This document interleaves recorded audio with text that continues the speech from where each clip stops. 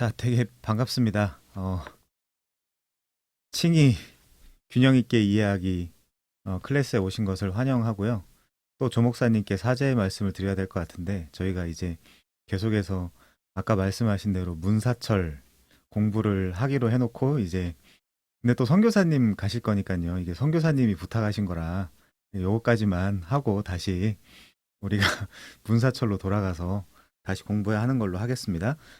자, 책은 제가 너무너무 좋아하는 출판사 부흥과 개혁사에서 나온 칭의 균형 있게 이해하기 박재은 교수님이십니다. 굉장히 젊으신데 지금 여러 분야에서 활동을 하고 계시고요.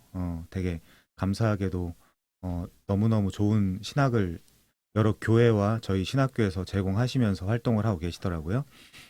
근데 또 책도 되게 좀 얇고 우리가 이게 너무 또 이제 두껍거나 양이 많아지면 이 동기부여가 잘 안 되는 그런 면이 있거든요. 그래서 오늘 같은 경우는 새로 오신 분들도 꽤 많이 계시고 그래서 너무 깊게는 안 들어가고 요 책에 나와 있는 범위 안에서 좀 다루는 걸로 좀 생각을 하겠습니다. 몇 가지만 조금 인용을 하면서 이제 좀 지나갈게요. 자, 아무튼 그래서 여기 책 위에 보시면 하나님의 주권과 인간의 역할 그 사이에 바라본 칭의 이렇게 돼 있습니다. 여러분 아까 칭의에 대해서 굉장히 관심이 많으시다라고 하신 분들도 계신데 칭의가 뭐냐면 사실 의롭다고 칭함받는 거죠. 그러니까 욥기에도 있고 시편에도 있고 로마서에서도 있지만 청교도들이 계속해서 인간의 가장 위대한 질문 중에 하나다 이제 이렇게 이야기하는 것이 뭐냐면 하나님 앞에 인간이 의로워질 수 있는 방법이 무엇이냐? 그거에 대한 대답이 사실 저희 프로테스탄트 개신교란 말은 잘 안 써요. 왜냐하면 원래 그 정통에서 이제 찢겨져 나왔다는 의미로 이제 또 딴 데서 잘못 이해하고 있는 부분이 있기 때문에 저희는 그 로만 카톨릭에서 찢겨져 나온 사람들이 아니고 사실 저희가 원래 제대로 된 그 기독교 전통을 가지고 있기 때문에 개신교 프로테스탄트라는 말을 좋아하지 않는 사람들도 있습니다. 뭐 그런 언어학적 배경이 좀 있고요. 아무튼 그런 그 중세 그 카톨릭에서 중세 천년이라고 하는 건 보통 5세기부터 혹은 뭐 4세기부터 뭐 14세기까지다, 5세기부터 15세기까지다 뭐 이제 이런 식으로 구분하긴 하는데 어쨌든 천년이지 않습니까? 그때까지의 로만 카톨릭에서 가장 강력하게 주장했던 이 교리 중에 하나가 사실은 사제주의였잖아요. 공로주의였고 하나님 앞에 이제 인간이 뭔가를 해야만 그 가능한 구원이 가능한 어떤 그런 것들이었기 때문에 거기서 이제 프로테스탄트가 이제 출발을 해서 이제 칭의 교리가 이제 나온 거거든요. 그래서 이제 그 당시 16세기 1517년도에 이제 루터가 했다라는 말도 있고 루터가 이제 쓴 걸 딴 사람이 붙였다는 말도 있고 뭐 여러 가지 이제 역사적인 맥락들 이런 것들이 따로 이제 사람들마다 이제 얘기하는 게 다르지만 아무튼 그렇게 1517년도에 종교개혁이 일어나면서 이 칭의 교리를 재발견했다. 이런 식으로 이제 이야기를 하거든요. 그래서 그때 재발견된 칭의 교리를 지금 시점에서 돌아보면 그거를 옛 관점이라고 합니다. 옛 관점. 어쨌거나 그러고 나서 이제 20세기 때부터 굉장히 이제 뜨거운 화두가 된 것 중에 하나가 이제 새 관점이죠. 새 관점. 그 새 관점을 사실 바울 신학의 새 관점이다 사람들이 그렇게 이야기하기도 하거든요. 그렇지만 사실은 정확하게 이야기하면 칭의에 대한 새 관점입니다. 정확하게 이야기하면. 왜냐하면 근데 그 칭의를 바울이 그 신약 성경에서 가장 많이 이야기했기 때문에 그 바울 신학을 새롭게 봐야 된다. 그 당시에 율법이 어떤 거였냐, 율법의 커버리지가 어떤 거였냐, 그 율법의 범위 이런 것들이 어떤 거였냐라는 주제였기 때문에 그런 것들을 우리가 이 칭의 공부를 하면서 좀 살펴보겠습니다. 우리 추천사부터 살짝 보면서 들어갈까요? 추천사? 자, 추천사에 보시면요. 뭐 우병훈 교수님, 고신대학교 조직신학 교수님이십니다. 자, 이 책의 특징은 세 가지라고 하는데요. 첫째, 근대부터 현대에 이르기까지 있었던 칭의에 대한 중요한 입장들을 일목요연하게 다룬다. 제가 되게 좋아하는 제가 이제 쓰는 표현이 하나 있는데 어떤 그 명제가 떨어졌을 때 둘 중에 한 사람이 틀리면 이제 둘 다 틀리든지 아니면 둘 중에 한 사람만 맞는 거다라는 것을 사실 이 칭의 교리도 마찬가지죠. 칭의교리가 어떤 사람들이 이해한 방식대로 이제 우리한테 이제 제시됐을 때 그 제시된 것을 보고 우리가 이제 이렇게 생각할 수 있는 거죠. 아, 이거 둘 다 틀리든지 둘 중에 하나만 맞겠구나. 왜냐하면 서로 이 양립이 되지 않는데, 그쵸? 양립이 되지 않는데 둘 다 저는 수용하겠습니다라고 이야기하는 건 말이 안 되잖아요. 사실 진리를 정의를 내리고 이렇게 정리해 오는 데 있어서 계속해서 싸우고 깎아내고 해가지고 가장 순결한 걸 남겨뒀다 이제 이런 식으로 이야기하기도 하는데, 아무튼 이 책의 특징은 현대부터, 그러니까 근대부터, 그러니까 과거부터 현대에 이르기까지 칭의에 대한 중요한 입장들을 일목요연하게 다루는 것입니다. 칭의. 자, 그래서 둘째, 칭의를 올바르게 이해하기 위한 핵심적 요소들을 잘 짚어준다는 거고요. 셋째, 통합, 신학적으로 접근하면서도 성경적인 균형을 제시함으로써 신학과 성경은 사실 저희의 입장에서는 분리될 수 없는 겁니다. 이런 것들은 여러분들이 잘 좀 생각해 주시면 좋을 것 같고요.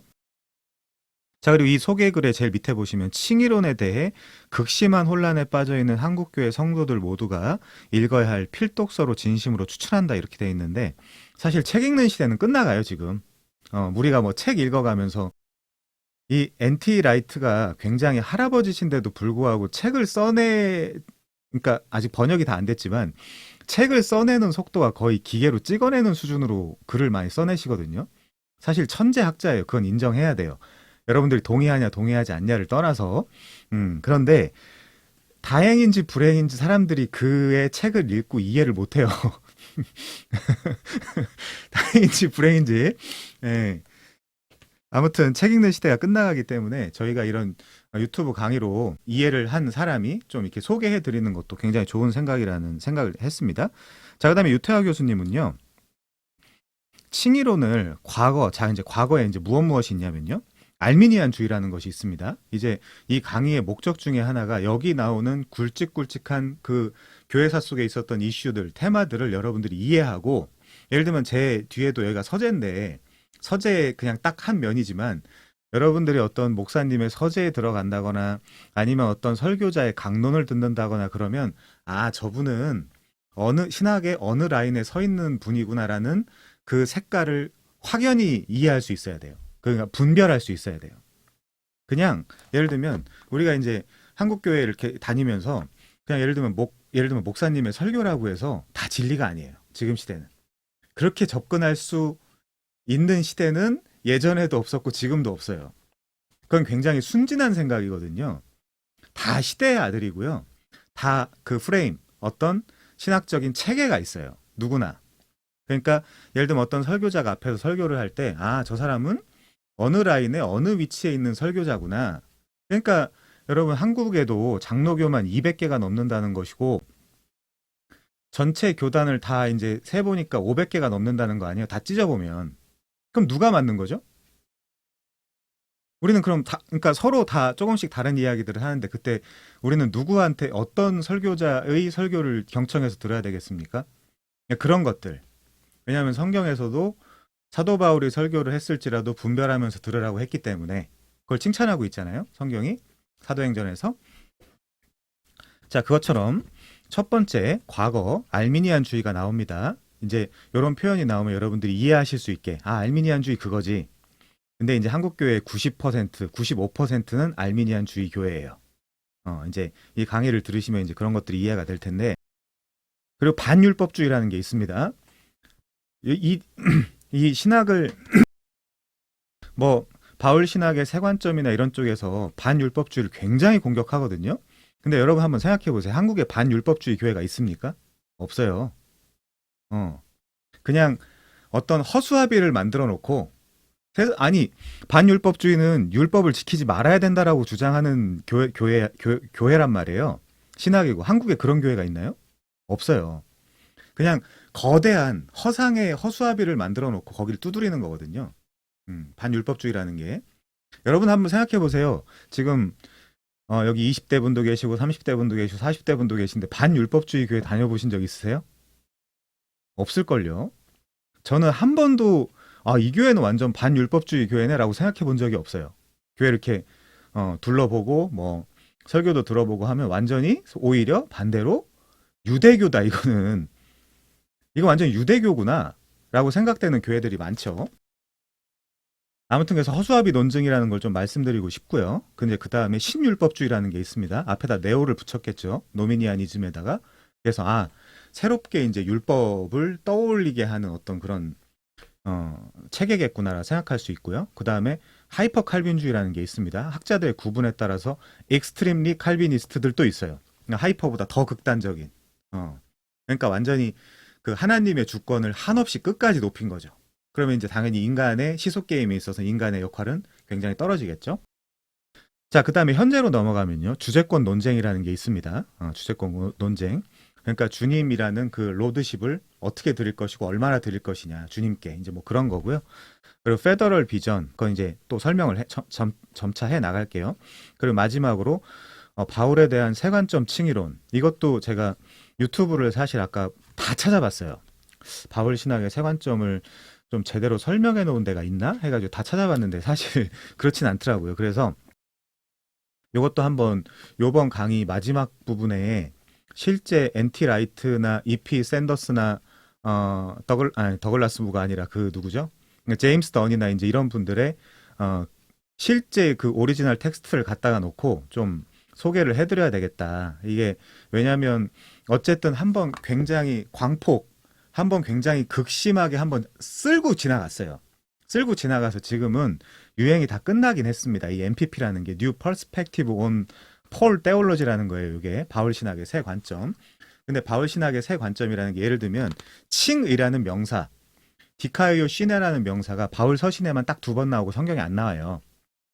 그러니까 당연히 그 칭의의 새 관점을 보려면 당연히 바울의 그 텍스트와 컨텍스트를 봐야 되는 문제가 있는데 그렇기 때문에 이제 이게 칭의에 대한 새 관점이지 사실은 바울 신학에 대한 새 관점은 아니거든요.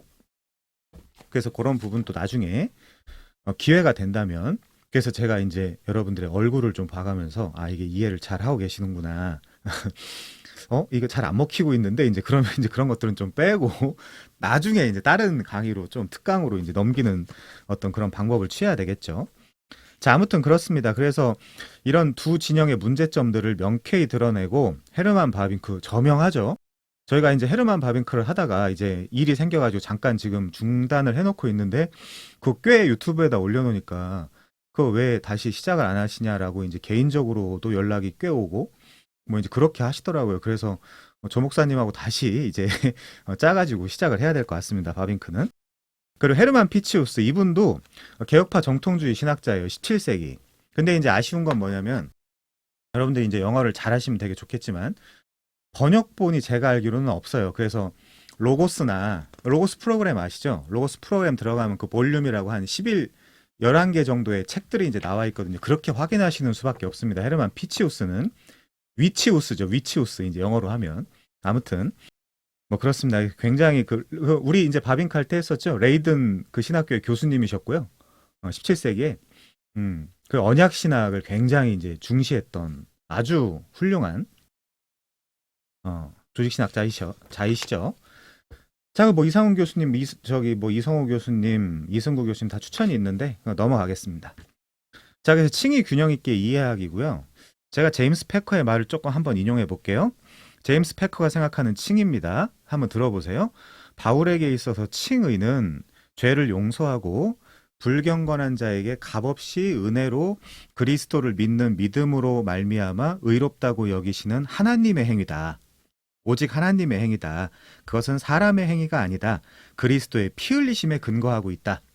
여러분 요 얘기를 들으면 어떻게 생각하세요? 이게 철저한 옛 관점입니다.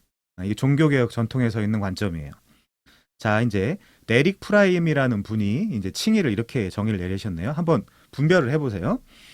하나님이 죄인의 믿음을 통해 죄인에게 그리스도의 의를 전가하시어 그 죄인이 하나님 앞에 정의롭고 옳다고 선포하시는 행위로서 우리에게 공짜로 베풀어 주시는 과분한 행위이다. 이건 어떠세요? 이것도 옛관점이겠죠, 당연히. 너무너무 건전한. 자, 이제 이게 옛관점이고요. 이 옛관점을 상정해 놓고 이 책을 들어가 보겠습니다. 자, 우리 이제 머릿말 한번 볼까요? 머릿말, 목차. 머릿말이 아니라 목차 보시면 17페이지. 자, 거기 이제 첫 번째 알미니안주의가 나오죠. 알미니안주의는 당연히 하나님과 인간이 있으면 하나님은 내려가고 인간의 역할이 올라가는 신학입니다. 그러니까 인간에게 책임을 떠넘기는 신학이죠. 강의 들어가면서 하나하나씩 따져보겠습니다. 자, 두 번째 반율법주의의 칭의론. 이건 당연히 뭐 하나님의 역할을 한다 이제 이렇게 이야기할 수는 없지만 인간이 역할을 이제 안 하게 되는 거죠.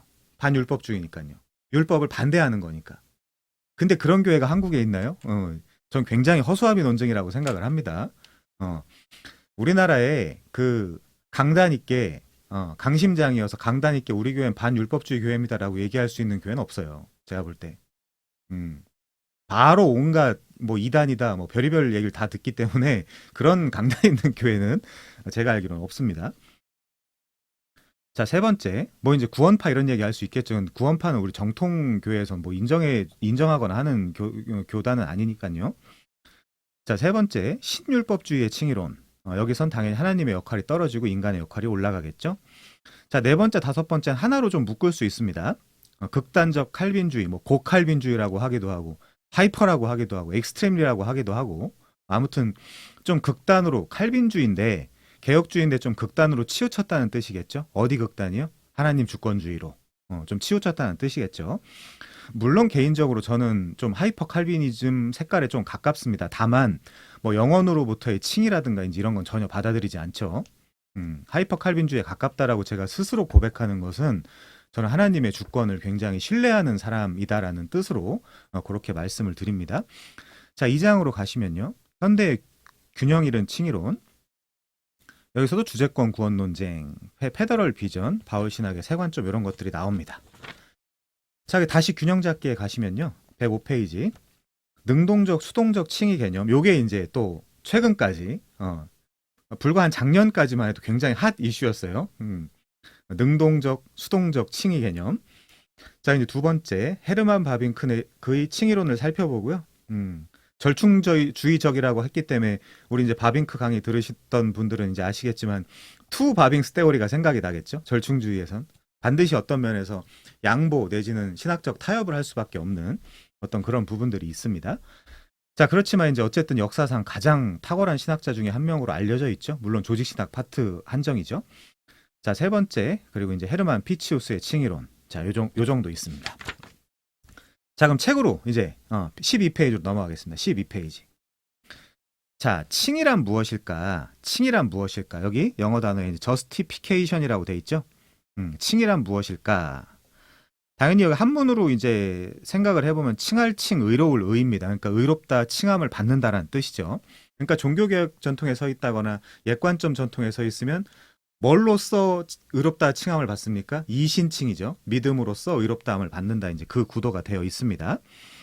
자, 그래서 제가 이제 조금만 요 다른 책들을 통해 설명을 해드리면요. 요 책은 뭐냐면 이제 아주 간단한 책인데 이제 프란시스 투레틴의 칭의라는 책이 있어요. 여기 R.C. 스프롤이 그 서문을 좀 쓰셨거든요. 제가 거기서 조금만 설명을 하고 지나가겠습니다.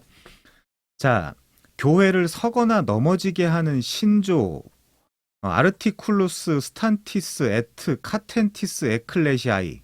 자, 교회를 서거나 넘어지게 하는 신조다. 누가 말했죠? 루터가 말한 거거든요. 칭의 교리는 그렇다는 거예요. 이 칭의 교리에서 미끄러지거나 넘어지거나 잘못 해석하거나 잘못 이해하면 이거는 자, 그래서 칭의론은 하나의 추상적인 교리가 아니라 교회가 죽느냐 사느냐 하는 문제라고 말한다. 루터가요. 그래서 교회를 서거나 넘어지게 하는 신조라고 부르는데 칭의는 단지 교회가 잘 되고 못 되는 것의 문제가 아니라 교회의 본질 또는 존재의 문제라는 것이다. 이 교리가 없으면 교회는 넘어지고 와해되어 폐허로 변하고 참된 교회이기를 그치게 된다. 조금만 제가 그 마틴 루터의 엔솔로지를 조금만 더 읽어보겠습니다. 자, 루터는 이렇게 말해요. 이 교리는 모든 교리의 머리이자 모퉁이 돌이다. 이 교리는 하나님의 교회를 탄생시키고 왜 탄생이란 표현을 썼을까요? 그러니까 칭의 되지 않는 자들이 그러니까 칭이 된 자들이 없이 어떻게 교회라는 이름을 부를 수 있죠? 당연히 그렇죠. 그렇기 때문에 탄생입니다. 칭의 때문에 교회가 탄생을 하는 거예요. 그 칭의를 나중에 죽음 이후로 유보로 밀어두면 이 땅에 교회라는 건 존재할 수 없는 거죠. 그게 루터의 생각이에요. 자, 그 다음에 자양분을 공급하며 그래 나는 하나님께 칭의를 받은 자야 더 열심히 내야지 뭐 이제 이런 식으로 양육하며 세워나가며 보존하며 지켜내준다. 이 교리 없이 하나님의 교회는 단 한 시간도 존재할 수 없다. 그래서 이제 교회를 서거나 넘어지게 하는 가장 중요한 교리라고 한 거예요. 어쨌든 그 중세 로만 카톨릭에서 그 사제로 있다가 로마서 1장 16, 17절 어떤 그런 복음의 진리들을 발견하고 첫 번째로 세운 것이 칭의잖아요. 아, 믿음으로 의롭다함을 받는 것이구나. 이게 이제 여기 액관점이고요. 자, 두 번째. 칭의 신조에서 떠난 자는 누구든지 하나님을 알지 못하는 우상 숭배자다. 이것도 당연히 개혁 전통이죠. 왜냐하면 우리는 이제 알기 위해 믿는 거니까. 믿기 위해 아는 게 아니잖아요. 내가 아는 것 때문에 이제 믿음으로 가는 게 아니잖아요. 자, 그래서 칭의 신조에서 떠난 자는 누구든지 하나님을 알지 못하는 우상 숭배자가 된다. 모르는 하나님을 섬긴다는 거예요. 왜? 믿음 없이 지금 접근하고 있는 것과 똑같은 거니까. 믿음이 없다라는 건 칭의가 없다는 것이 되는 것이기 때문에. 자, 그래서 왜냐하면 이 신조가 제거되었을 때에는 진리와 하나님에 대한 예배와 거룩함 등등이 그 정점에 달아 있는 것처럼 보인다 하더라도 어떤 신앙이 존재한다 할지라도 그런 신앙 속에는 오직 오류와 위선과 불경건함과 우상숭배 외에는 아무것도 남을 수 없기 때문이다. 왜 오류죠? 아니, 지금 칭의를 안 받은 자가 어떻게 하나님을 예배합니까? 그렇죠? 그러니까 그 예배 행위, 찬양하는 행위, 기도하는 행위 다 위선이 되는 거고요. 불경건이 되는 거고 알지도 못하는 하나님을 섬기는 거니까 우상숭배가 된다는 거예요. 자, 제가 지난번에 어디서 강의했는지 모르겠지만 분명히 말씀드렸습니다. 세관점보다 루터가 깊어요. 세관점 이해하는 것보다 루터 이해하는 게 훨씬 더 어려울 만큼 정말 교회사 속에 약간 평가절하되어 있는 천재라고 이야기할 수 있습니다. 루터는 좀 독특한 사람이었어요. 그래서 더 이제 어려운 부분도 있는데 여기 이제 굉장히 많죠. NF 분들 약간 그쪽 계열의 사람이지 않나 싶습니다. 자, 칭의 신조는 온갖 종류의 교리들에 대하여 주인이자 왕이며 주이고 통치자이며 재판자이다. 당연하죠. 여기서부터 시작해야 돼요. 우리가 교회라는 이름으로 모이는 것도 여기서부터 출발하는 것이고 복음을 전하는 것도 여기서부터 출발하는 거예요. 아니, 칭의된 자가 하나님께 예배할 수 있는 거잖아요. 칭의된 자가 하나님께 찬양할 수 있는 거잖아요. 고맙다고. 날 구원해줘서 고맙다고. 그걸 나 죽음 이후 후반부 유보로 죽음 뒤로 밀어두면 어떻게 우리가 하나님을 찬양하고 그게 다 위선이 된다는 거예요. 아직 구원받지도 않았는데 하나님을 찬양하고 있네. 아직 구원받지도 않았는데 하나님을 아버지라고 부르고 있네. 그럼 연옥에 가서 한번 다시 거기 연옥에서 이제 중생하고 거기서 다시 한번 저기 중생한 다음에 하나님을 찬양할 겁니까? 그런 거 아니잖아요. 그 말도 안 되는 얘기잖아요. 자, 그래서 이 신조는 교회의 모든 교리를 보존하고 주관하며 우리의 양심을 들어올려 하나님 앞으로 나아가게 만든다. 칭이 됐으니까 하나님께 나아갈 수 있는 거죠. 이 신조가 없는 세상은 온통 죽음과 어둠일 뿐이다. 자, 좀만 더 보면요. 칭의 신조가 사라지면 기독교의 모든 교리들도 동시에 사라진다. 의미가 없다는 거예요. 칭의가 돼서 하나님을 알게 되는 첫 단추를 제대로 끼지 못하면 다 우상숭배고 다 위선이고 다 거짓이고 다 그렇다는 겁니다. 그리고 세상에서 이 칭의 신조를 받아들이지 않는 모든 사람들은 유대인이거나 회교도이거나 교황주의자거나 이단들이다. 굉장히 강력한 표현이죠. 루터니까 가능한 이야기들입니다. 이런 표현들은. 자, 왜냐하면 율법에 근거한 능동적인 의와 그리스도로부터 오는 수동적인 의, 이것도 이제 설명이 좀 필요할 것 같아요. 나중에 요 중간에 나옵니다. 그리스도의 능동적 의, 수동적 의, 패시브, 그리고 이제 액티브, 오비디언스라고 할 수 있겠죠. 이 두 가지의 의 중간에 어떤 중립지대는 존재하지 않는다. 그러므로 기독교의 의를 떠난 사람은 능동적 의로 빠져들 수밖에 없다. 그런 사람은 그리스도를 떠났기 때문에 자신의 행위를 의지할 수밖에 없다. 제가 너무너무 사랑하는 우리 이상훈 교수님의 강의를 아까 이제 잠깐 들었거든요. 이 칭의에 관련된. 거기서 그렇게 말씀하시더라고요. 결국 이 세관점이라는 거는 결국 세미펠라기우스주의다. 인간이 그렇게까지 타락하지 않았다라는 걸 전제로 펼쳐나가는 논리들이다. 그래서 뭐라 그래요? 신실함으로 구원받는 거다라고 이야기하는 겁니다. 그리스도가 신실했던 것처럼 너희들도 신실함으로 처음에는 getting in 그 언약에 들어가는 건 은혜였지만 staying in 머무르는 거는 너희의 신실함으로. 물론 그 세관점에도 굉장히 넓어요. 그래갖고 뭐 E.P. 샌더스든 저 제임스 던이든 저기 N.T. 라이트든 나중에 기회가 되면 설명을 하겠습니다. 자, 칼빈 한 문장만 더 인용하고 넘어갈게요. 칭의로는 기독교 신앙을 떠받치고 있는 가장 중요한 토대이기 때문에 각별히 주의해서 다룰 것이 요구된다. 지금 유튜브 막 어디 이런 데 보면 각종 비전문가들이 막 칼빈을 까는데 여념이 없거든요. 제가 근데 한번 그런 상상을 해봤어요. 칼빈이 지금 시대에 살아있어도 저렇게 할 수 있을까? 전 절대 못한다고 생각합니다. 다행히 칼빈이 죽어서 없어졌기 때문에 저렇게 칼빈이라는 사람을 정말 말도 안 되게 이제 이야기를 하고 있구나라고 이제 생각을 하는 편이죠. 자, 왜냐하면 우리가 다른 무엇보다도 하나님 앞에서 우리의 지위와 위치가 무엇이고 하나님이 우리에게 선고한 판결이 무엇인지를 알지 못한다면 우리가 구원을 얻기 위한 토대나 하나님을 향한 경건을 키워나가는 데 필요한 토대가 존재할 수 없기 때문이다 라는 말을 기독교 강요에서 했습니다. 자, 이 책에 이제 소개할 것들이 많은데 적어도 이번 강의에서는 우리 뭐 신학 하는 사람들끼리 하는 강의가 아니니까 좀 넘어가겠습니다. 자, 12페이지요. 우리 책 12페이지. 칭의란 무엇일까? 칭의란 무엇일까? 칭의는 본래 법정에서 쓰는 개념이래요. 법정에서 쓰는 개념. 자, 예를 들어 죄를 저지른 죄인이 있다고 생각을 해보면 이 죄인은 지금 판결을 받기 위해 법정에 출두해 있습니다.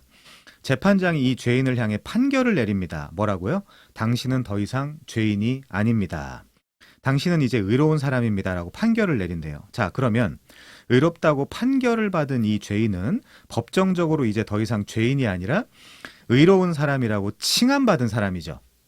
justified 된 사람이죠. 아, 너는 의롭다라고 칭함을 받은 사람이야. 의로운 자야. 자, 요 이야기를, 요게 법정적 그 개념이고 법정의 그림에서 끌어온 거니까 요 이야기를 우리 기독교 신앙에다 한번 적용을 해보자는 거죠. 우리 현실에다가. 여러분들 현실에다 한번 적용을 해보십시오. 이것을 기독교 신학에 적용해 봅시다. 재판장은 하나님이십니다. 우리는 죄인입니다. 재판장인 하나님은 죄인인 우리를 의롭다고 여겨주십니다. 죄의 삭은 사망이므로 우리는 죽을 수밖에 없는 죄인이지만 그럼에도 불구하고 우리가 의롭다고 선포된 이유는 요 말을 여러분들이 알기 쉽게 바꾸면 뭐냐면 내가 하나님께 예배하고 찬양하고 그분께 아버지 저 힘들어요.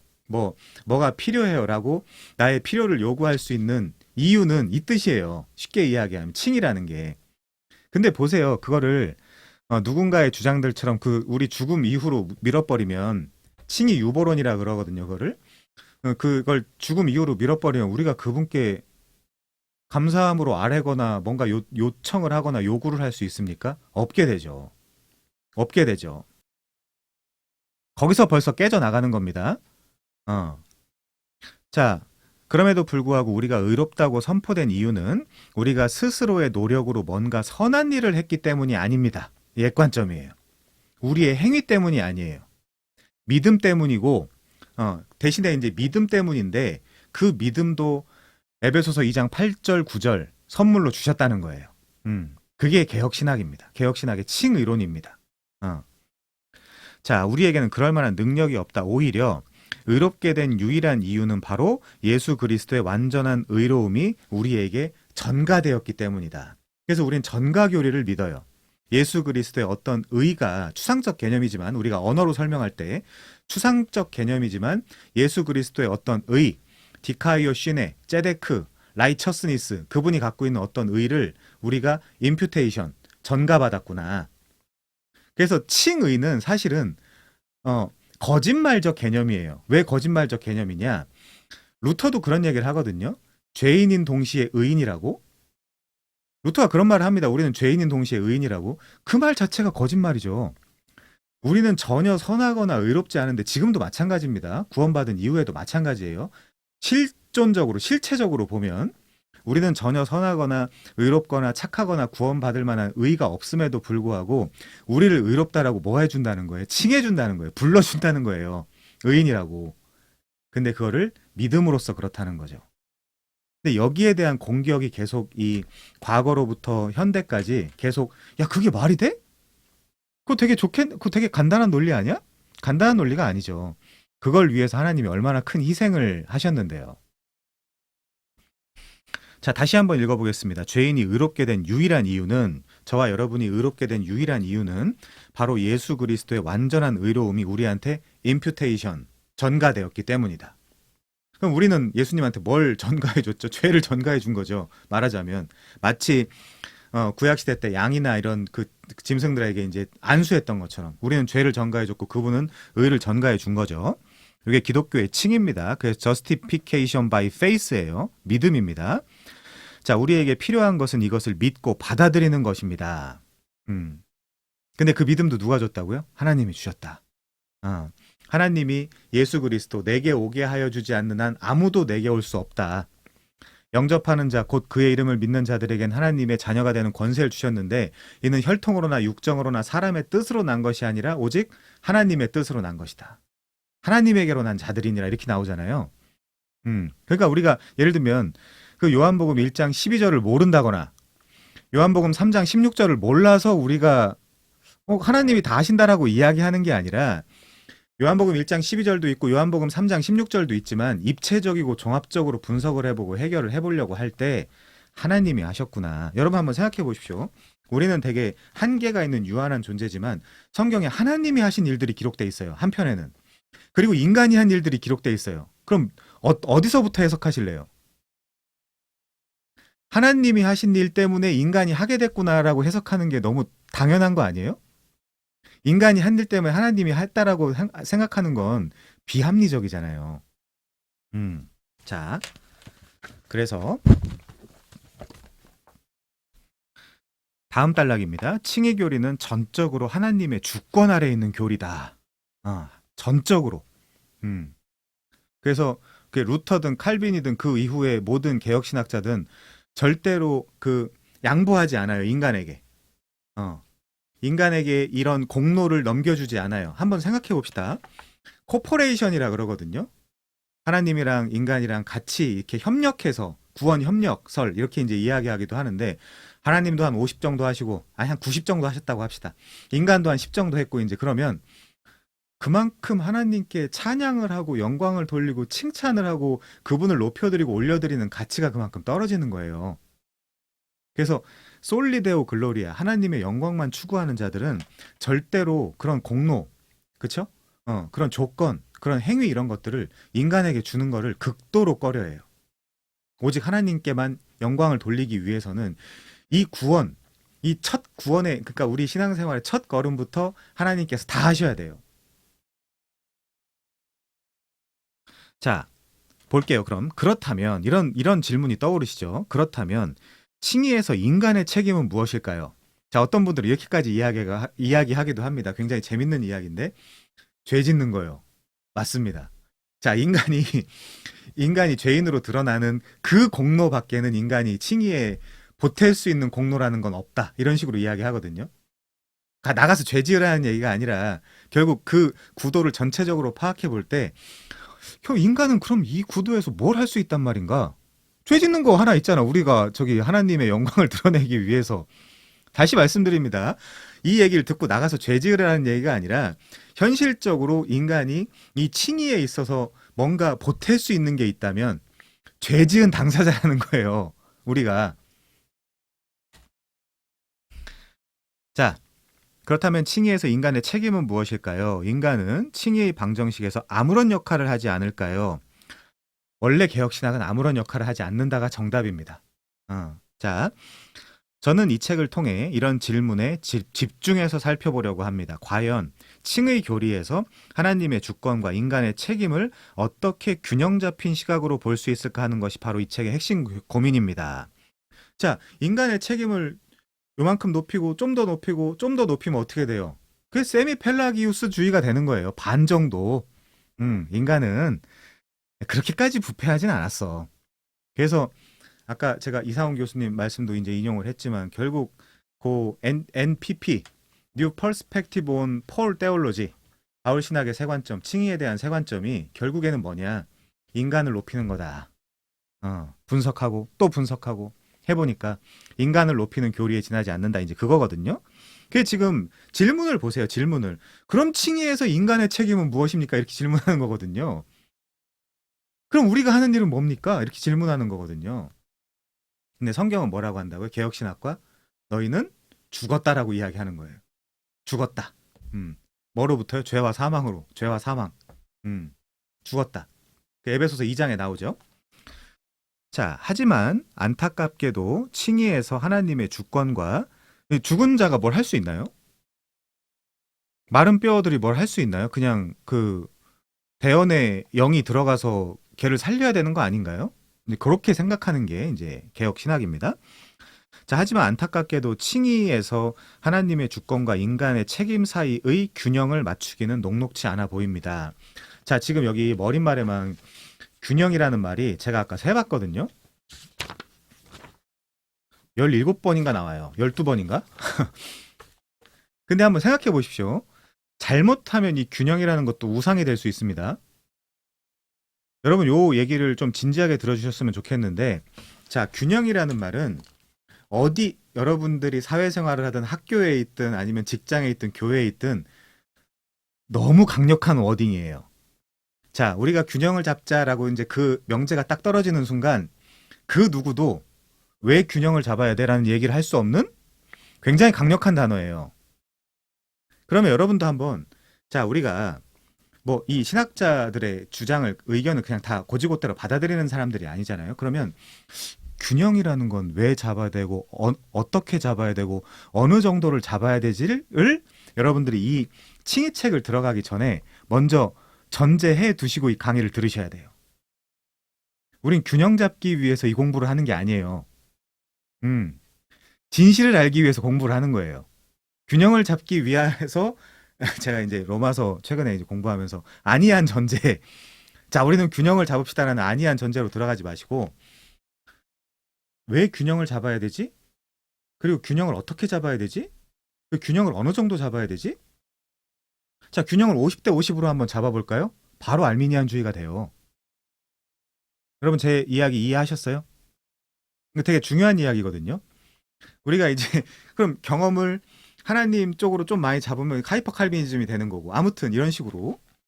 그러니까 우리가 이 균형이라는 단어 자체도 우상이 될 수 있다는 걸 생각하시고, 우리는 균형 잡기 위해서가 아니라 진실이 무엇인지를 알아보자. 균형이라는 건 그냥 이 독자들로 하여금 어쨌든 하나님의 어떤 그런 사역과 인간의 그 어떤 의무들을 한번 잘 조화롭게 한번 생각을 해보자라는 워딩에 지나지 않는 거지, 여기에 너무 빡 빠져가지고 균형 잡아야 되는 거 아니에요 이제 이러면 바로 알미니안주의자가 될 수도 있습니다. 결국 알미니안주의가 하나님 50 인간 50 잡아보자는 거거든요. 근데 우리가 그걸 동의해 줄 수는 없잖아요. 자, 넘어가겠습니다. 그래서 균형이라는 단어가 우상이 될 수도 있습니다. 자, 하지만 안타깝게도 칭의에서 하나님의 주권과 인간의 책임 사이의 균형을 맞추기는 녹록치 않아 보입니다. 당연하죠. 너무너무 많은 주장들이 있고 한국에만 500개가 넘는 교단이 있다 그러잖아요. 그래서 교회의 역사가 그 치열함을 증거해주고 있습니다. 내가 맞냐 네가 맞냐? 그러므로 먼저 과거의 교회 역사 속에서 하나님의 주권과 인간의 역할 사이에서 균형, 벌써 세 번째 나오는 단어예요. 자, 균형을 잡는 데 실패한 칭의론들을 살펴본 후 현대에도 여전히 그 균형을 이룬 네 번째 칭의론의 명맥이 유지되고 있다는 사실을 살펴볼 것입니다.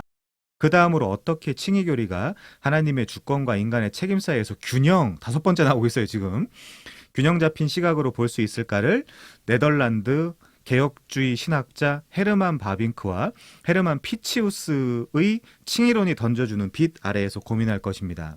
제가 이제 똑똑한 고 대학생하고도 이제 요 공부를 따로 지금 하고 있거든요. 아주 이제 명석한 친구인데 그 친구랑도 이제 개인적으로 공부를 하고 있는데 걔한테 늘 던지는 말이 있어요. 뭐냐면 너 헤르만 바빙크랑 헤르만 피치우스는 알아? 모르죠? 그럼 헤르만 바빙크와 헤르만 피치우스가 던져주는 빛 아래에서 이 칭의의 그 균형을 잡는다는 건 말이 돼? 안 되죠. 그래, 그게 권위에 순종하는 오류야. 어필 투 어서리티 펠러시. 권위에 복종하는 오류야, 그게. 자, 우리는 자, 여러분들도 지금 어떤 생각이 드셔야 되냐면요. 뭐 바빙크를 공부하셨으면 저 잘 모르겠습니다만은 바빙크든 피치우스든 만약에 안 읽어보셨는데 어떤 지금 우리가 개혁주의 신학자 헤르만 바빙크와 헤르만 피치우스가 던져주는 빛 아래에서 하나님의 주권과 인간의 책임 사이의 역할을 의 균형을 한번 잡아보자 이러면 여러분 어떤 생각이 드셔야 되냐면 그 사람들이 뭔데?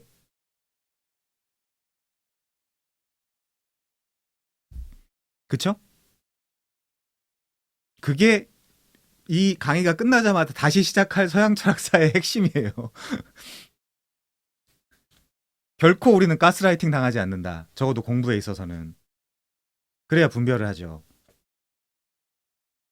제가 누구랑 이야기했는지 잘 기억이 안 나는데 누구였죠?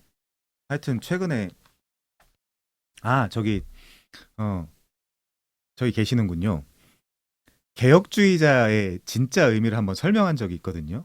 개혁주의자는 칼빈주의자랑 좀 다르다.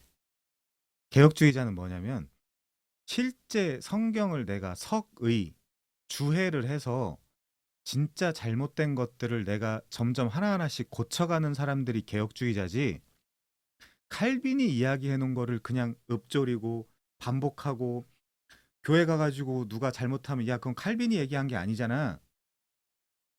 그건 칼빈의 뜻이 아니잖아라고 이야기하는 사람들이 아니거든요. 실제 의미, 우리 현대적 의미의 개혁주의라는 거는 레포만타 에스트 셈퍼 레포만다는 내가 진짜 성경을 읽고 어떤 것들을 내 스스로 정의 내릴 수 있는 지경까지 가는 것이 개혁주의자예요. 그냥 그런 의미에서 현대 예를 들면 나 웨스트민스터 읽었는데요. 뭐 기독교 강요 읽었는데요. 물론 그거 읽은 사람들도 없지만 그거 읽지도 않고 개혁주의자라고 자기를 소개하는 사람들이 너무 많은 게 이제 현실인데 그거 읽었다고 개혁주의자가 아니에요. 결국은 어떻게 돼야 됩니까, 우리가?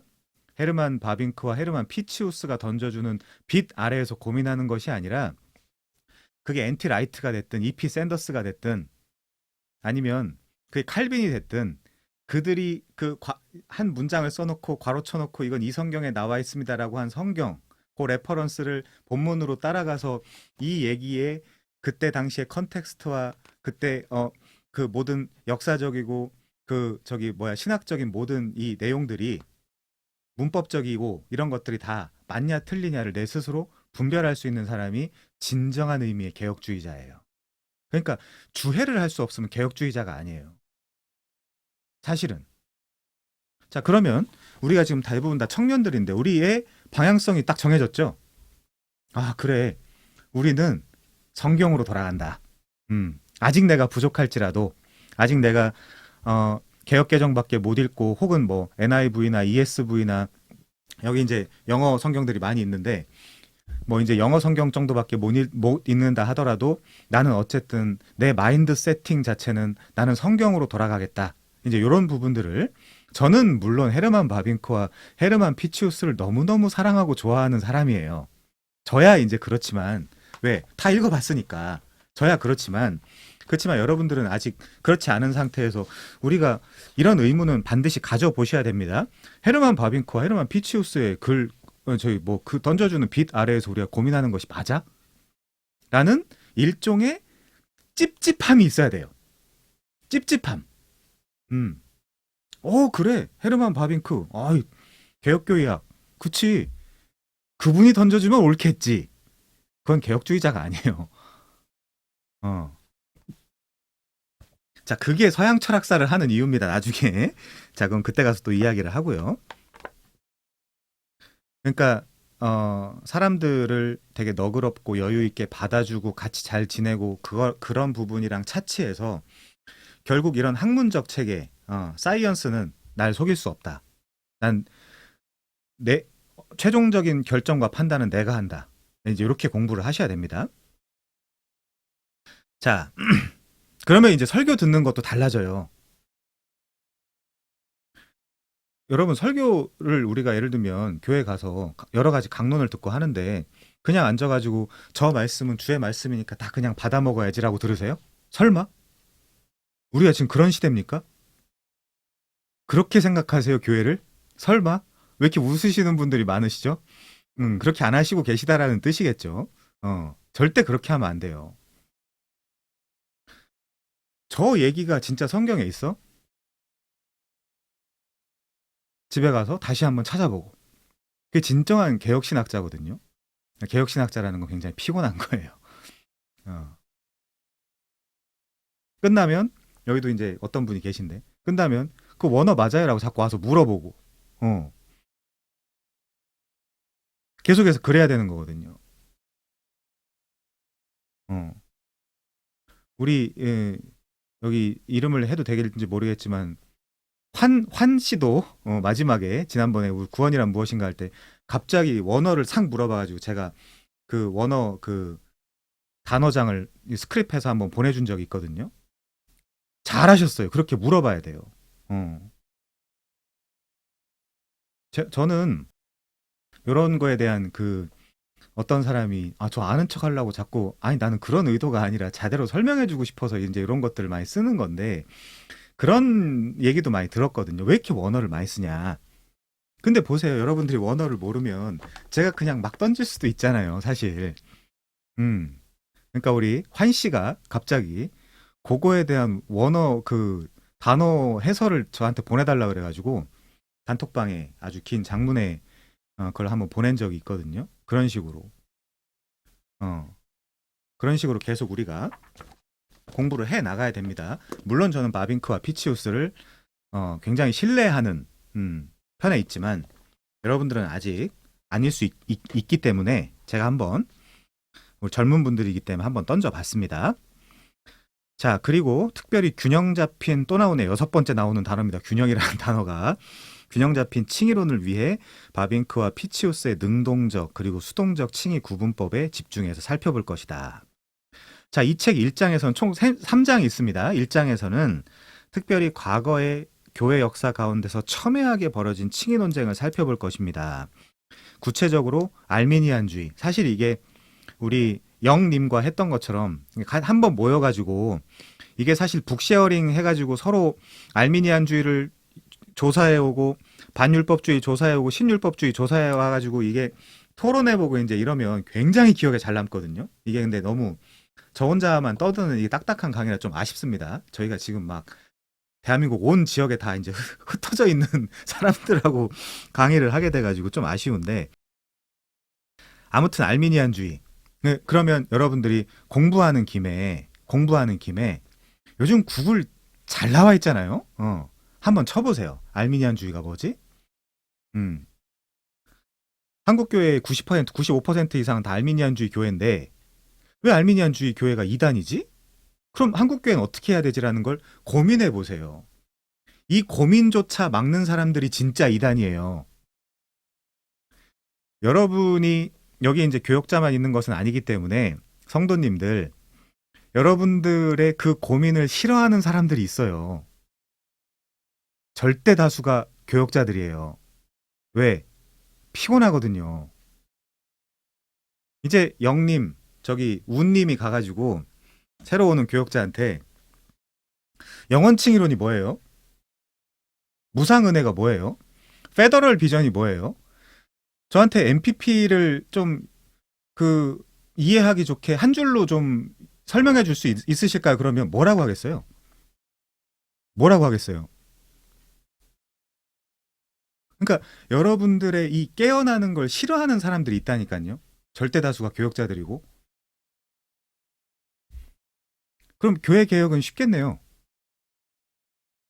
여러분들이 깨어나면 되겠네요. 그럼 금방 교회 개혁 되겠네요. 한국 교회 복음화하는 거 쉽잖아요. 교인이 1,000,000명인데 5명씩만 전도하면 되잖아요. 5명씩도 전도 못해 한 사람 앞에? 1,000,000 곱하기 5 하면 수학 선생님도 계신데 1,000,000 곱하기 5 하면 5,000,000이잖아요. 아니 한 사람이 5명도 전도를 못한다고? 그렇게 가짜 교인이에요 우리가? 그 정도로 가짜 교인이에요? 5명도 없어요? 친구가? 이게 얼마나 그러니까 이 한국 교회가 사실 얼마나 모래 위에 쌓여져 있는지 아시겠죠? 이런 얘기만 들어도, 말도 안 되는 얘기만 들어도, 저도 제 스스로 말도 안 되는 얘기를 하고 있다는 걸 제 스스로도 알아요. 제 스스로도 아는데, 그냥 한번 생각해 보자는 거예요. 왜냐면 이거 끝나자마자는 제가 반드시 서양 철학사를 할 거거든요. 시게 할 거예요, 그때 가서는. 왜냐면 내가 성경을 다루는 게 아니니까 누가 뭐라고 할 거 아니잖아요. 아, 거기서도 뭐라고 하나? 서양 철학사 할 때도? 자, 그래서 과거의 알미니안주의, 반율법주의, 신율법주의, 하이퍼칼빈주의, 영원 칭의론 같은 것들. 그래서 제가 이제 꼭 추천해 드리는 방법 중에 하나는, 여러분들 교회에서 요 책을, 그쵸? 그 어, 영님과 운님 교회에서는 거의 카페에서도 팔잖아요, 요거를. 요 책을 친한 친구들하고 사가지고, 자, 너는 알미니안주의 조사해와. 너는 반율법주의 조사해와. 야, 너는 신율법주의 조사해와. 나는 하이퍼 칼비니즘 조사해올게. 영원 칭의론하고. 그래가지고, 거기 카페 좋더만. 거기서 그 숨은 방도 있잖아요. 문도 잠가 놓을 수 있고. 거기서 토론을 한번 해보세요. 어, 너무, 저도 그 가스라이팅 완전 제 영파였거든요. 기도원 출신이거든요, 제가. 그래서 영빨이 좀 세요, 제가 사실은. 오순절주의이기 때문에 영빨이 좀 센데, 제가 그래서 그 기도원에 있을 때 그 어떤 한 분이 저한테 하신 아주 귀한 말씀이 있어요. 그게 뭐냐면, 너 너무 한 사람한테 배워. 그러지 말고, 네가 너처럼 젊은 애가 왜 기도원에 이렇게 처박혀 있냐. 교회사를 공부해봐. 이제 이렇게 해가지고 제가 이제 이 신학 공부가 시작이 된 거거든요. 한 10여 년 전에. 한번 해보세요, 스스로. 그걸 막는 자가 범인이에요. 네, 그걸 막는 자가 교회 개혁을 바라고 있지 않은 범인이라고 생각하시면 돼요. 네. 아, 머리 커지고 교만해져. 그렇게 하면 안 되고, 그냥 교회에서 알 필요 없이 할 필요가 있어, 너희들은. 청소나 잘하고, 뭐, 시키는 거나 잘하고, 이제 이러면 돼. 그 사람이 범인이에요. 그 사람이 마귀예요, 여러분. 자, 이런 칭의론들은 하나님의 주권과 인간의 역할, 책임 사이의 균형 잡기에 어느 정도 실패한 칭의론으로 평가를 받을 수 있습니다. 과연 어떻게 균형을 잃고 있는지에 집중해서 보겠습니다. 그래서 만약에 제가 이제 요즘은 세고 선명하게 강의를 잘 안 하는 편인데, 세고 선명하게 강의를 했는데 반대되는 댓글이 달렸다. 이제 그 사람이 마귀라고 생각하시면 돼요. 자, 자, 2장으로 넘어가겠습니다. 2장으로. 자, 2장에 현대에 벌어진 칭의론의 논쟁을 살펴볼 것입니다.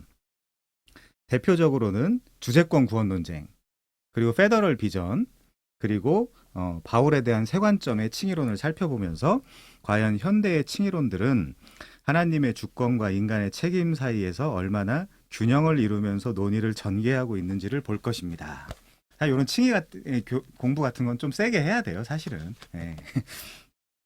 자, 그래서 이런 현대 칭의론들도 과거의 교회 역사 속에 나타난 칭의론들처럼 균형 잡기에 어려움을 겪고 있음이 드러날 것입니다. 벌써 10번째 나오거든요.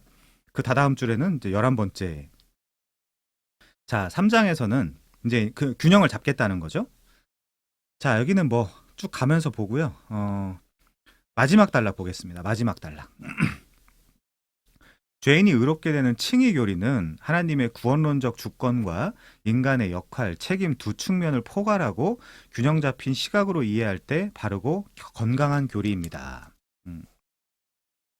자, 칭의에 대한 바르고 건강한 이해를 소유하는 것은 매우 중요하다. 일찍이 독일의 종교개혁자 마틴 루터가 말했듯이 이 칭의론이 바로 설 때 교회도 같이 서고 칭의론이 무너질 때 교회도 같이 무너지기 때문입니다.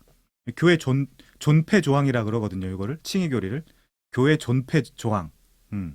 그러면 스스로 우선 이 칭의에 대한 거를 정확하게 이해를 하고 계셔야 되겠죠.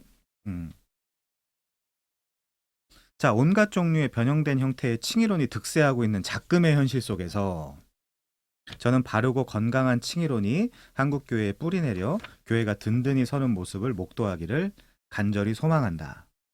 자, 그래서 칭이라는 사전적 정의를 여러분들이 내리셔야 되고요. 또 하나님의 주권과 인간의 책임, 그 다음에 알미니안주의, 반율법주의, 신율법주의, 하이퍼 칼빈주의, 영원칭의, 주재권 구원 논쟁, 페더럴 비전, MPP 이런 단어들을 여러분들이 좀 잘 정리하시기를 바랍니다. 1장 들어갈게요. 1장. 자, 1장입니다. 과거부터 살펴보면요. 과거의 균형 잃은 칭의론, 교회 역사 속에서 칭의론의 발전은 마치 하나님의 주권 강조와 인간의 책임 강조 사이에서 벌어지는 끊임없는 줄다리기를 보는 것 같다. 줄다리기 혹은 시속 게임. 하나님의 주권이 이제 강해지면 이제 한쪽이 올라가고 또 한쪽이 아니 인간의 주권이 강해지면 이제 한쪽이 또 반대쪽이 이제 올라가고 이제 그러는 거죠. 자, 그래서 이 책의 최종 목표는 이 책의 저작 목적은 개혁 신학의 빛 아래서 이제 이러면 이제 또 여러분들은 한번 찝찝해야 돼요. 나는 개혁 신학을 다 이해하고 있는가? 어. 왜 부르시는 거죠? 마이크가 혹시 잘 안 들리시나요? 네. 네. 네, 좋습니다. 자, 이 책의 최종 목표는 개혁 신학의 빛 아래서 하나님의 주권과 인간의 책임 사이의 균형을 유지하며 칭의 사건을 바라보는 데 있습니다. 그러면 우리가 느껴야 하는 찝찝함은 뭐냐면 개혁 신학이 뭐지? 이제 이걸 이해해야 되는 거죠. 왜냐하면 개혁 신학이 잘못됐으면 결국 첫 단추를 잘못 끼게 되는 거고 결국 모든 단추들을 잘못 끼게 되는 거잖아요. 자, 그래서 먼저 과거 역사 속에서 균형 무너진 채 발전되어 온 칭의론들을 살펴볼 것입니다. 여기서 말하는 균형의 무너짐이란 인간의 책임을 경시하고 하나님의 주권만을 배타적으로 강조하거나 혹은 그 반대로 인간의 책임을 지나치게 강조하여 칭의의 방정식에서 하나님의 주권이 약화되는 상태를 말한다. 이렇게 얘기하면 어려우실 수 있는데요. 처음 들으시는 분들은 쉽게 이야기하면 이겁니다. 교회에서 그런 말 많이 하죠. 네가 그러고도 그리스도인이냐? 그럼 어쩌라는 건데요? 어떻게 해야 그리스도인이 될 수 있는 건데요? 어떻게 하면 그리스도인이 될 수 있는 거죠? 네가 그렇게 살면서도 그리스도인이라고 할 수 있느냐라는 명제가 떨어졌을 때 여러분들은 질문을 해보셔야 되는 거죠.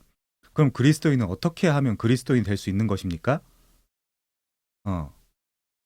어떻게 하면 그리스도인이 될 수 있는 거죠?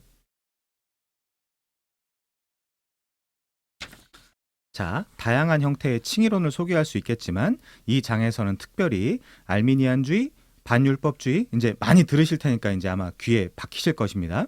신율법주의, 하이퍼 칼빈주의, 영원으로부터 온 칭의 같은 것들을 살펴보겠다. 이 칭의론들은 16세기부터 19세기에 걸쳐서 교회 역사 가운데 왕왕 등장한 칭의론들이고 현대를 사는 우리에게 여전히 그 영향력을 뽐내고 있는 칭의론들이다. 자, 우선 알미니안주의를 볼게요. 한번 이제 뭐 토론을 해보셔도 좋지만 친구들하고 한번 꼭 이 강의가 끝나고 검색을 해서 객관적 어떤 그런 판단과 평가를 한번 내려보시길 바랍니다. 제가 느끼기에 한국 교회의 95%는 알미니안주의 교회거든요. 왜 그러냐? 한번 볼게요. 자, 알미니안주의의 칭의론이란 뭐냐? 네덜란드 신학자였던 야코비스 알미니우스의 이름을 딴 칭의 개념이다. 그러니까 이제 칼빈주의 같은 거죠. 칼빈주의 같은 거죠. 알미니안주의라는 거는. 자, 알미니안주의 사상은 후일에 알미니우스주의로 불렸고 사상적 후예들은 레몬스트런트, 즉 학론파라고 불렸어요. 그럼 뭐에 대한 학론이냐? 칼빈주의에 대한 학론이에요. 칼빈주의에 대한 학론. 좀 이따 설명을 하겠습니다. 당시 알미니안주의의 파급력은 실로 대단했다. 왜 그러냐면요. 일리 있기 때문이에요. 자, 세상에 성경을 잘하는 사람이 많을까요? 성경을 모르는 사람이 많을까요? 그럼 그걸 한정해 보죠. 기독교인들 가운데 성경을 잘하는 사람이 많을까요? 모르는 사람이 많을까요? 예나 지금이나. 자, 옛날에는 더 심했어요. 더 교역자들한테, 아니 교회 지도자들한테 디펜드 온을 했어야 됐단 말이에요. 지금이야 유튜브를 치면 뭐 그것도 위험하지만 유튜브를 치면 온갖 정보들을 다 얻을 수 있고 온갖 그 좋은 출판사들에서 어떤 그런 신학적 그런 내용들, 정보들을 얻을 수 있지만 다시 한번 질문을 해보면 교회 안에 성경을 진짜 잘하는 사람들, 막 성경을 10독 이상 한 사람이 많을까요? 아니면 그 정도도 못한 사람이 많을까요? 당연히 교회 안에도 성경을 잘 모르는 사람들이 훨씬 많습니다. 그게 아이러니기도 하죠. 우리가 하나님의 뜻은 성경에서만 찾을 수 있다라고 생각하는 사람들인데, 자, 근데 그러기 때문에 이 알미니안주의는 굉장히 어떤 거예요? 설득력이 있는 거예요. 인간에게. 그래서 저는 그런 표현을 많이 쓰는데, 진리 있는 게 아니라 일리 있는 거예요. 왜요? 아까 한 얘기, 네가 그러고도 그리스도인이냐? 이 이야기를 들으면, 자, 이 이야기도 거의 균형이란 단어와 비슷하게 굉장히 강력한 명제라서 이 이야기도 여러분들한테 한번 떨어졌다고 한번 생각해 보세요. 네가 그렇게 살고도 그리스도인이야라고 하면 여러분들은 반응은 어떻게 하실 것 같아요? 나는 반율법주의자니까 나는 그리스도인이라고 생각해라고 하시겠습니까? 아니죠? 그래, 나는 그리스도인이 아니야. 이게 일리 있는 거잖아요. 그냥 더 많은 다수의 사람들이 어, 선택하고 결정하는데 더 도움이 많이 되는 것들. 그러니까 알미니안주의가 사실은 여기 파급력이 실로 대단했다라는 건 그 정통 신학에 대한 이해를 한 사람이 그만큼 없었고 신학적으로 대중들이 탁월하지 않았다는 걸 전제하고 있는 거예요. 근데 왜 이게 네이버든 구글이든 쳐보면 이게 왜 이단이죠? 알미니안주의가? 알미니안주의는 그냥 그 포털 사이트에다 검색만 해봐도 이단이라고 나오거든요. 이단으로 그냥 노르트 레이트에서 정제를 받았다 이렇게 나오거든요. 왜 이단이죠? 자, 예를 들면 알미니안주의는 전통적 칼빈주의와 대비되는 가르침을 가르쳤기 때문이다. 그러면 전통적 칼빈주의의 가르침에 이의를 제기하면서 항변서 형식으로 5가지 논제를 주장했는데 그것들이 뭐냐? 첫 번째, 부분적 타락이에요. 그럼 칼빈주의는요? 전적 타락이죠. 어. 우리 영 형제, 우리 같이 이제 조금 했었잖아요. 잠깐 나눴었는데. 자, 두 번째, 조건적 선택이에요. 알미니안주의는. 근데 칼빈주의는 뭐죠? 언컨디셔널 일렉션이죠. 무조건적인 선택. 언 붙여서 컨디션에다가, 그쵸? 무조건적인 선택이죠. 자, 세 번째, 보편적인 속죄예요. 그러면서도 여기서도 이 안에서도 자기들끼리 싸워요. 다 구원받는다. 유니버셜리즘으로 간다. 보편적으로. 근데 믿지 않는 사람들은 구원받지 않는다. 자기들끼리도 싸워요. 이것도 아직까지도 정리가 안 돼 있어요. 자, 네 번째, 가항력적 은총. 가항력은 무슨 뜻이죠? 내가 반대할 수 있다는 거예요. 저항할 수 있다는 거예요. 가항이라는 건. 근데 칼빈주의는요? irresistible grace, 불가항력적 은혜잖아요. 하나님인데 하나님이 은혜를 주시기로 했는데 인간이 거절해. 할 수 있는 능력이 있어. 이것부터가 말이 안 된다. 칼빈주의에서는. 그래서 irresistible grace다. 환 형제가 저항을 해도 하나님이 그걸 뚫고 구원을 주신다. 자기 백성으로 만드신다. 설득시키고 설복시키신다. 자, 5번째. 구원의 탈락 가능성. 근데 칼빈주의는요? 뭐라고 하죠? 퍼저버런스 오브 더 세인트, 성도의 견인이라 그러죠. 성도는 천국 가는 그날까지, 완성되는 그날까지 인내한다. 인내하게 한다. let make, 인내하게 한다. 자, 이런 알미니우스주의의 신학 사상은 그 당시 유럽 전체 개혁교회의 신학 사상에 근본적인 질문을 던졌으며 그 반응으로 도르트 회의가 소집되어 결국 알미니안주의는 정죄와 비판을 받게 된다. 이 정통 라인에 속한 정통 신학적 관점에서 결국 알미니안주의는 이단이라는 거예요. 그러면 제가 여기서 딱 부러지게 공개 강의니까 이야기하진 않겠습니다만은 그럼 감리교는요? 어떻게 생각하세요? 카톨릭은요? 어떻게 생각하세요? 그래서 자꾸 복음주의라는 건 뭐 어려운 얘기가 아니에요.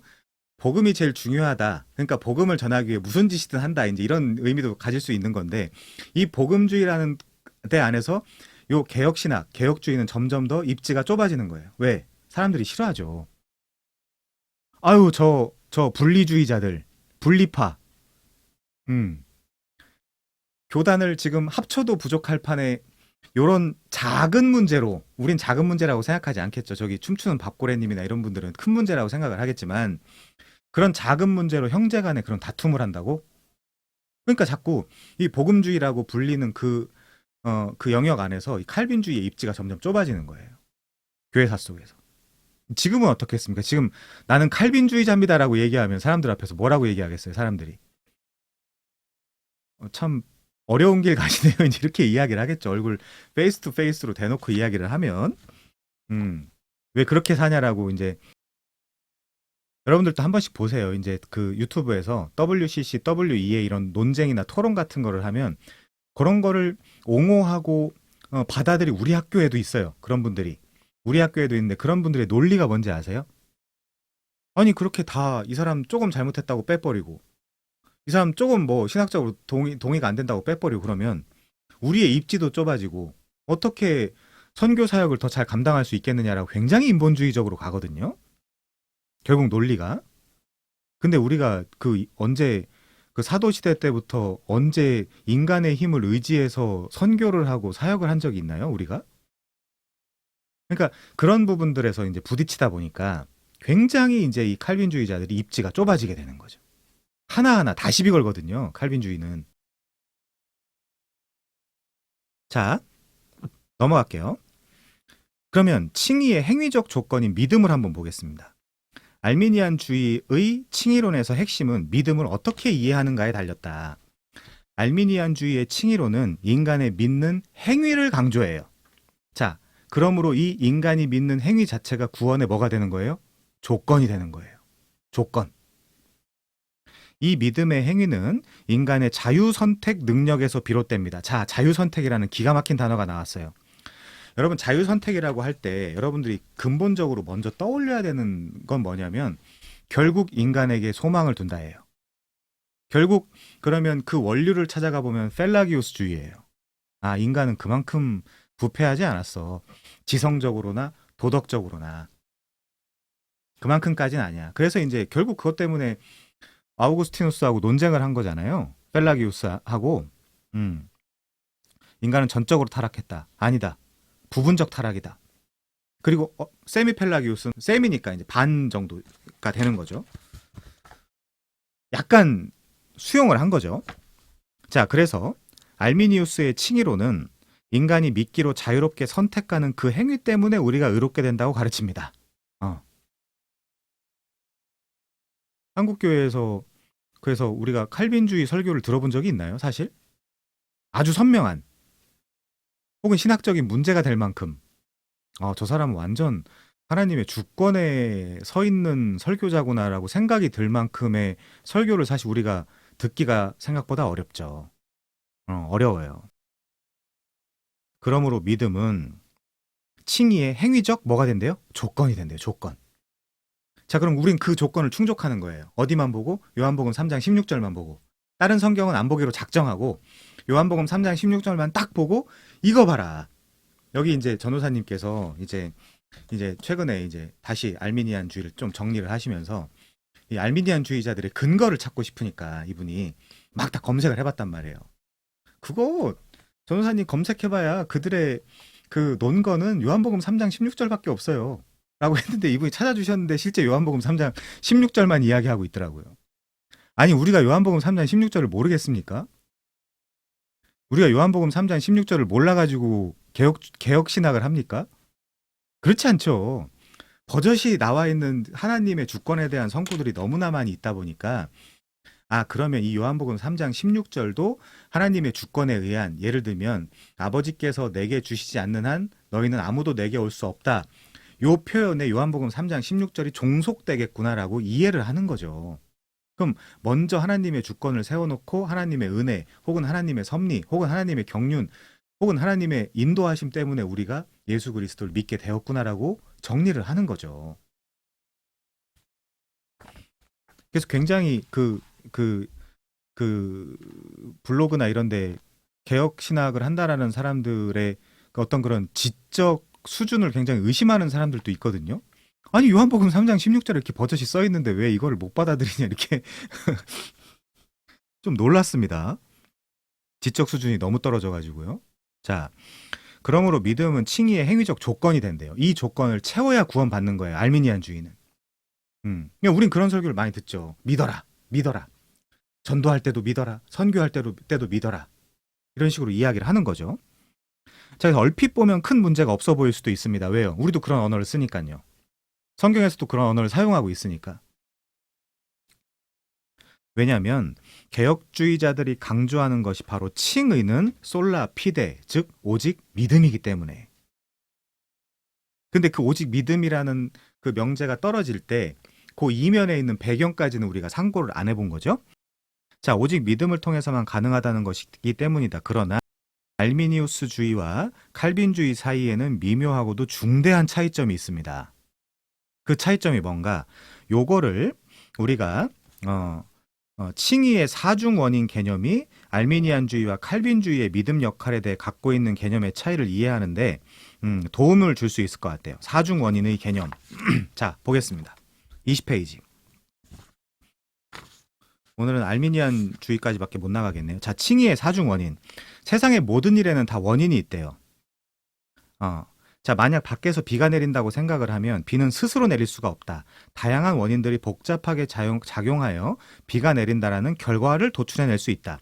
신학자들도 복잡하게 신학 개념을 다룰 때 기본적으로 원인을 네 종류로 분석하여 신학 개념을 설명하곤 했다. 사실 이런 사중 원인론을 사용하는 것의 원류는 그리스 철학자 아리스토텔레스였다. 우리 아리스토텔레스까지 아직 못 나갔죠?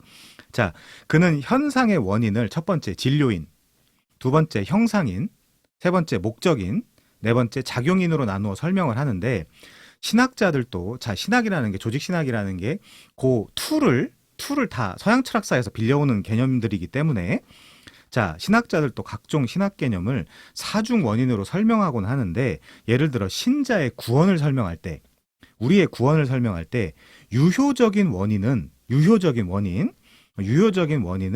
하나님의 선한 의지나 즐거움이고 형상적인 원인은 예수 그리스도이고 도구적인 원인은 복음이고 마지막으로 목적 원인은 하나님의 영광이라고 한다. 이런 원인론을 칭의에 적용해 봅시다. 칭의에 적용한다는 건 내가 의롭다고 칭함을 받은 그 상태에 한번 적용해 보자는 거예요. 개혁주의 청교도 신학자인 앤서니 비지스는 그의 책 참된 칭의 교리에서 칭의를 다음과 같이 사중 원인으로 설명을 한대요. 자, 칭의. 여러분들한테 주관적으로 한번 적용을 해보십시오. 칭의의 유효적 원인, 내가 칭의를 받게 된 그 유효적 원인은 삼위일체 하나님이고 형상적, 공로적 원인은 그리스도의 의와 그의 능동적, 수동적 순종이고 그리고 도구적 원인은 믿음이며 목적 원인은 하나님의 영광이래요. 자, 하나님 때문에, 삼위 하나님 때문에 시작됐고 그 공로는 그리스도의 의와 그의 능동 수동적 순종이고 그래서 그거를 받게 되는 도구적 원인은 믿음이고 결국에 그 목적은 하나님의 영광이라는 거예요. 이런 설명은 개혁주의 진영 안에서 보편적으로 가르쳐진 칭의의 사중 원인이다. 그러나 칭의의 사중 원인에 대한 알미니우스주의의 생각은 사뭇 다르다. 가장 큰 차이점은 뭐냐? 도구적 원인에 대한 것입니다. 자, 개혁신학에서 믿음의 역할은 도구적 원인이에요. 이 말은 뭐냐면 조건이 아니라는 거예요. 내가 믿었기 때문에 구원을 받는다는 게 아니라는 거예요. 자, 그러면 도구적 원인으로 이해를 하는데 오직 믿음으로 의롭게 된다라고 말할 때 그 믿음 자체는 어떤 능력이나 힘이나 공로가 없다는 거예요. 그래서 믿음은 공로적 원인인 그리스도의 의가 전가되는 유익을 인지하고 믿는 도구로서 역할을 하는 거예요. 그럼 우리가 구원받는 그 의는, 그 공로는 뭐예요? 예수예요. 예수예요, 예수. 공로는 우리의 믿음이 아니에요. 예수 때문이에요. 자, 그래서 도구적 원인이 믿음이다. 그 예수 그리스도가 행하신 모든 것들을 나한테 넘겨주는 그 도구적 원인이 믿음이다. 아, 예수님이 나와 인류를 통해서 나와 인류의 죄를 위하여 돌아가셨구나 라고 믿는 믿음을 도구적 원인이라고 하는 거예요.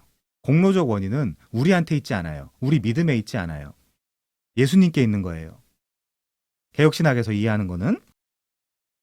자, 그리고 심지어 에베소서 2장 8절 9절에는 너희는 그 은혜에 의하여 믿음으로 말미암아 구원을 받았으니 이것이 너희에게서 난 것이 아니요 하나님의 선물이라 그러죠.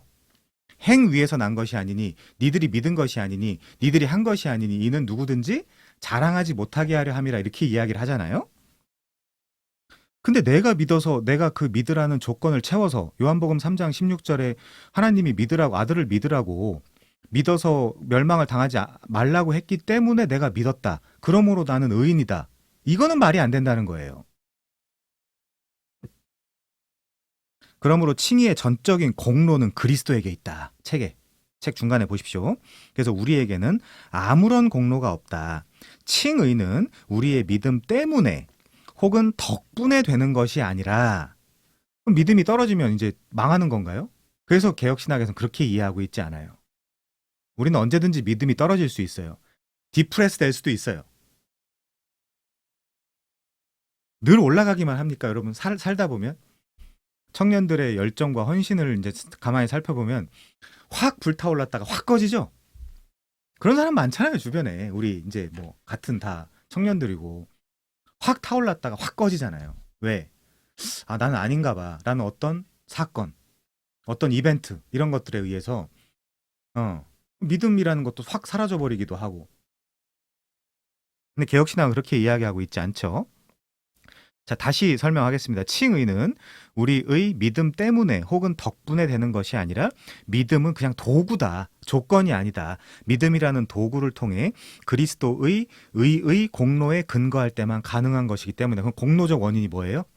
그리스도라니까요. 예수 그리스도의 십자가라고 표현할 수도 있는 거고, 예수님의 보혈이라고 표현할 수도 있는 거고, 예수님의 희생이라고 표현할 수도 있는 거고. 그렇죠? 이 모든 걸 다 총칭해서 뭐라고 하는 겁니까? 그래서 다 모든 걸 총칭해서 오직 은혜라고 하는 거예요. 은혜. 이런 거 다 총칭해서 솔라 그라티아라 그러죠. 오직 은혜. 솔러스 크리스투스. 오직 그리스도. 하지만 알미니안주의자들은 믿음을 도구적 원인으로 이해하지 않는다. 어떻게 이해해요? 오히려 믿음을 형상적 혹은 공로적 원인으로 이해한다. 그러므로 알미니안주의적 칭의에서 믿는 행위는 칭의의 조건이 돼요. 이 말을 여러분들한테 이해하기 좋게 적용하면 내가 믿어야 돼요.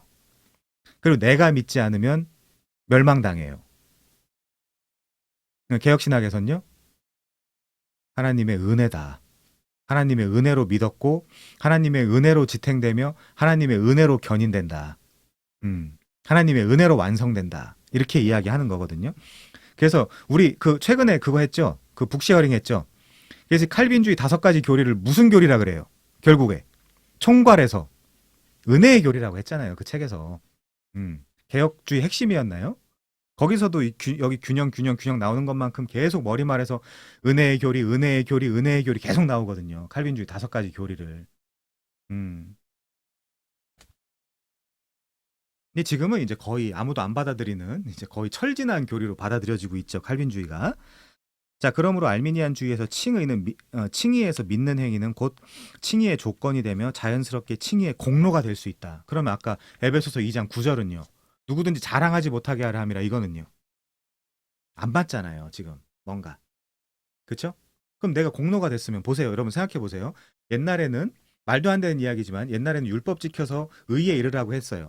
불가능했어요. 그럼 부랴부랴 하나님이 바꿔가지고, 자, 그래, 그럼 내가 조금 더 쉬운 방법을 제시할게. 그게 뭔데요? 그냥 나를 믿어. 그거는 율법 지키는 것보다 훨씬 더 낫겠네요. 그럼 내가 그걸 수용하고 하나님을 믿을게요. 그럼 믿었어요. 자, 그러면 율법을 지켜서 공로를 얻는 것과 믿음을 가져가지고 공로를 얻는 것과 스트럭처상, 구조상 똑같단 말이에요.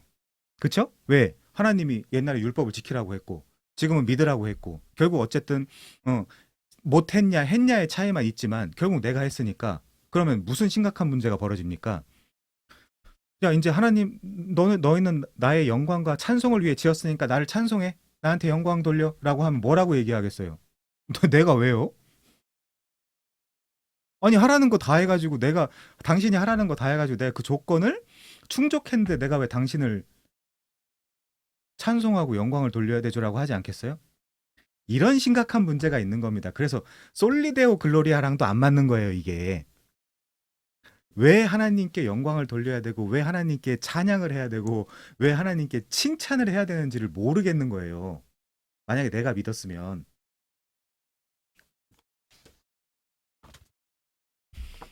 그래서 자, 다시요. 알미니우스주의에서 칭의에서 믿는 행위는 칭의의 조건이 되며, 이게 조건이 된다는 거예요.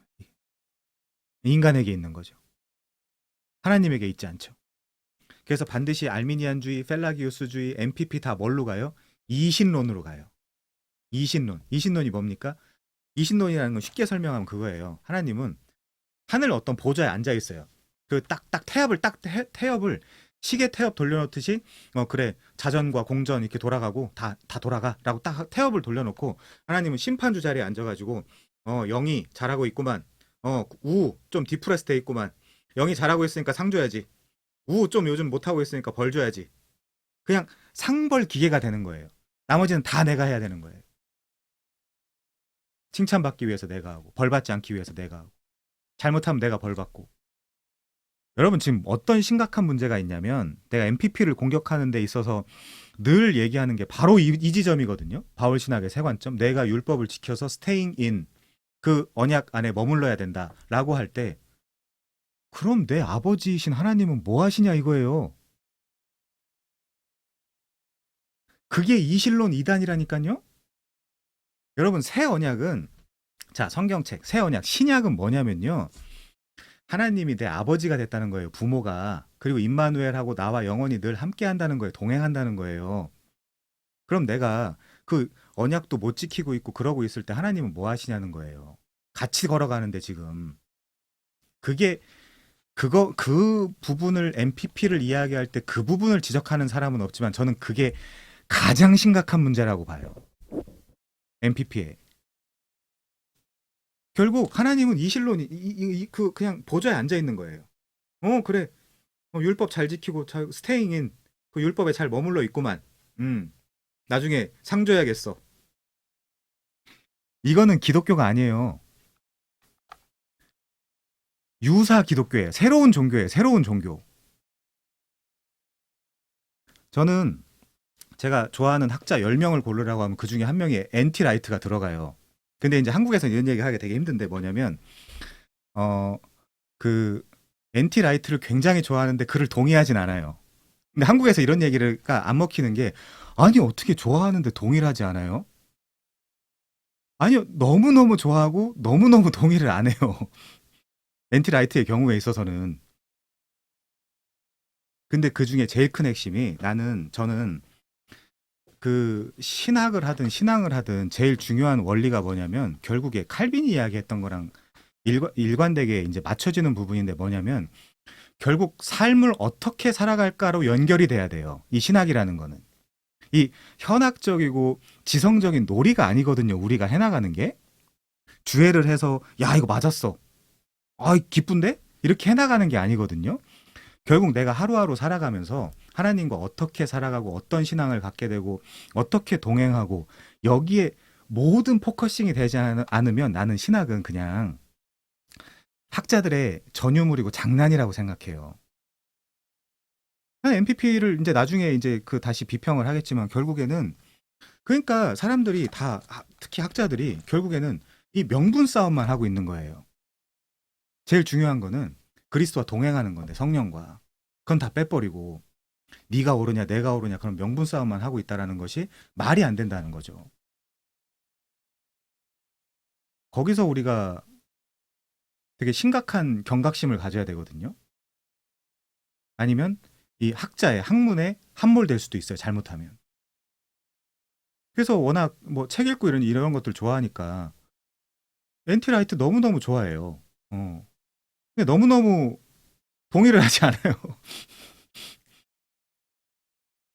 근데 이제 그렇게 이야기를 하면 이제 언젠가 그런 경험이 있는데 엔티라이트의 한 문장을 어딘가에서 인용했더니 세관점주의자세요 이러더라고요. 아 너무 쉽다 이 나라는. 아니 한 문장도 인용도 못하냐. 10명 중에 한 명 들어가거든요. 제가 좋아하는 학자 중에. 존경도 하고요. 당연히 학자로서. 근데 동의는 안 해요. 그럴 수 있는 거 아닌가? 그쵸? 넘어갈게요. 그래서 내가 믿는 그 행위로 인해 칭의 되었다고 볼 수 있으므로 인간의 역할과 행동이 칭의의 방정식에서 사뭇 중요해진다.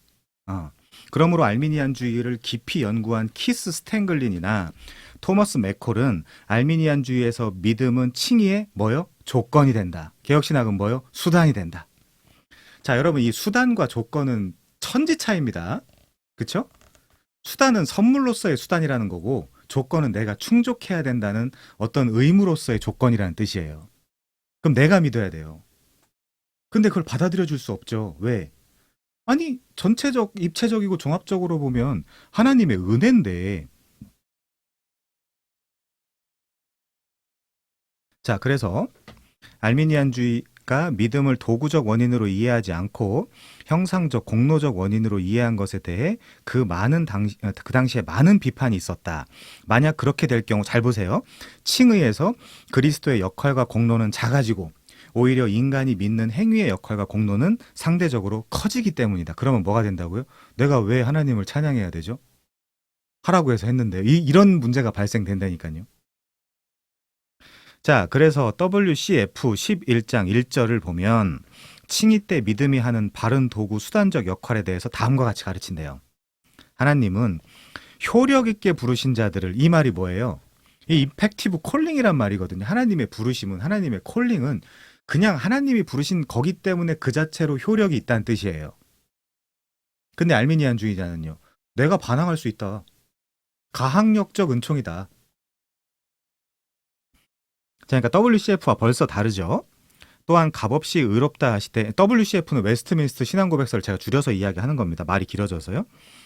그들 속에 의를 부어 넣으심을 통해서가 아니고 그들의 죄를 사하시며 그들 자신을 의롭게 여기시고 받아들이심을 통해서이며 그들 안에 이루어진 혹은 그들에 의해 행하여진 어떤 것 때문이 아니고 오직 그리스도 때문이며. 자, 공로적 형상.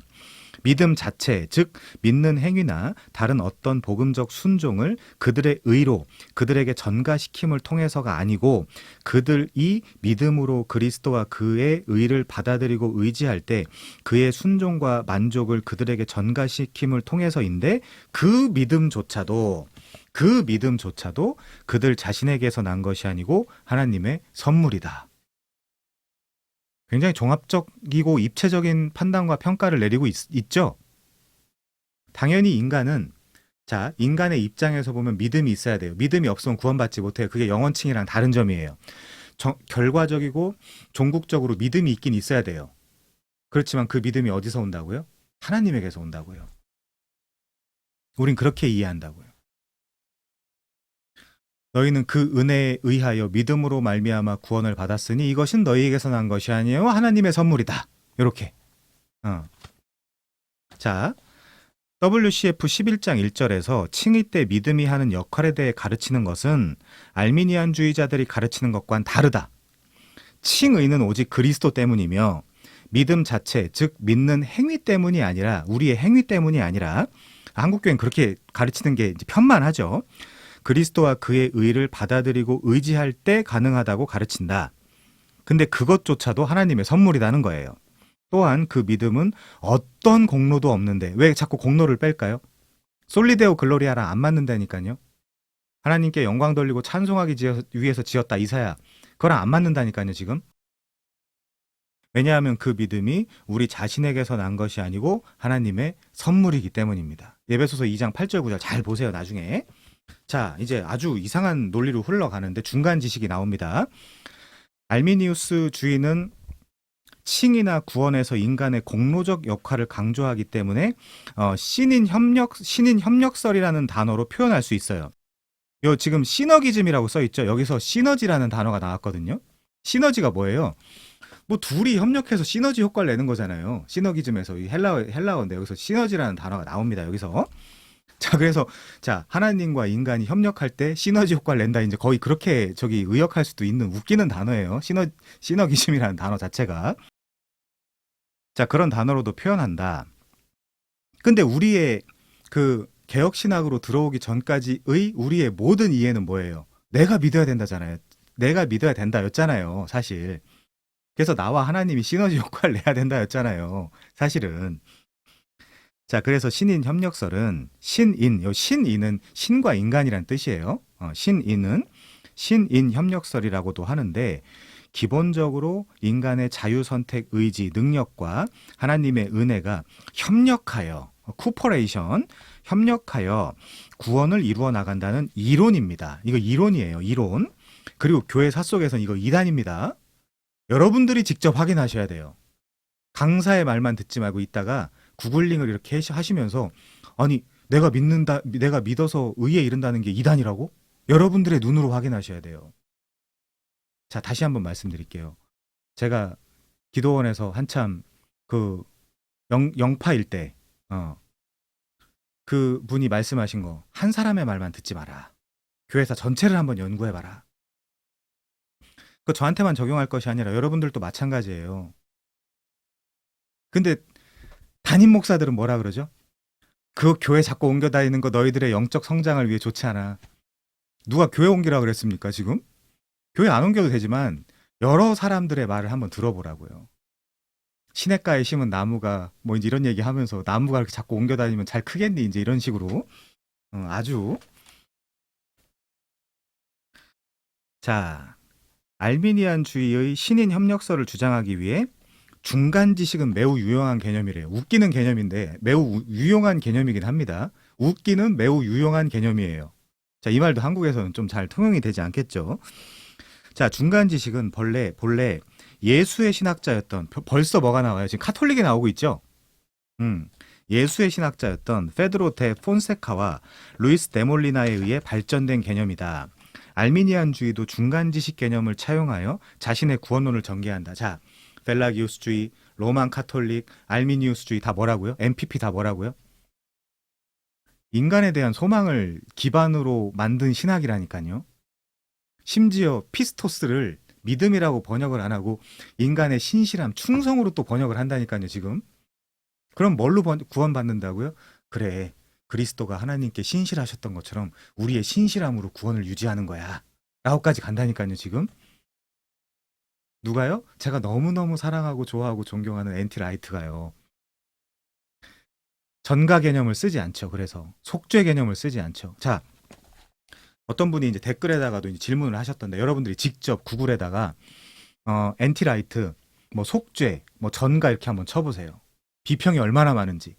뭐 물론 그 중에는 말도 안 되는 비평도 있습니다만은 엔티라이트가 의도하거나 얘기하지 않은 것도 이제 막 써놓은 것들도 있습니다만은 직접 한번 피곤하셔도 검색을 해보세요. 여러분 500개의 교단이 있으면 어떤 교회 다니실 거예요? 어디 교회가 진짜 교회예요? 성결교, 여기 성결교 출신인 분도 계신데 성결교가 진짜 저기 성경적이에요? 아니면 장로교가 성경적이에요? 아니면 감리교가 성경적이에요? 아니면 침례교가 성경적이에요? 그쵸? 아니면 기도원이 성경적이에요? 분별하실 수 있어야 되죠, 스스로. 어느 교회를 가든, 어느 설교를 듣든, 어느 강의를 듣든, 내 신학이 딱 바르게 서 있어야 되죠. 맨날 저기 끌려다니실 겁니까? 누군가에? 그렇게 하면 안 되겠죠. 자, 중간 지식이란 무엇이냐? 중간 지식만 하고 끝내야겠네요. 전통적으로 하나님의 지식은 크게 자연적 지식과 자유 지식으로 나뉘는데요.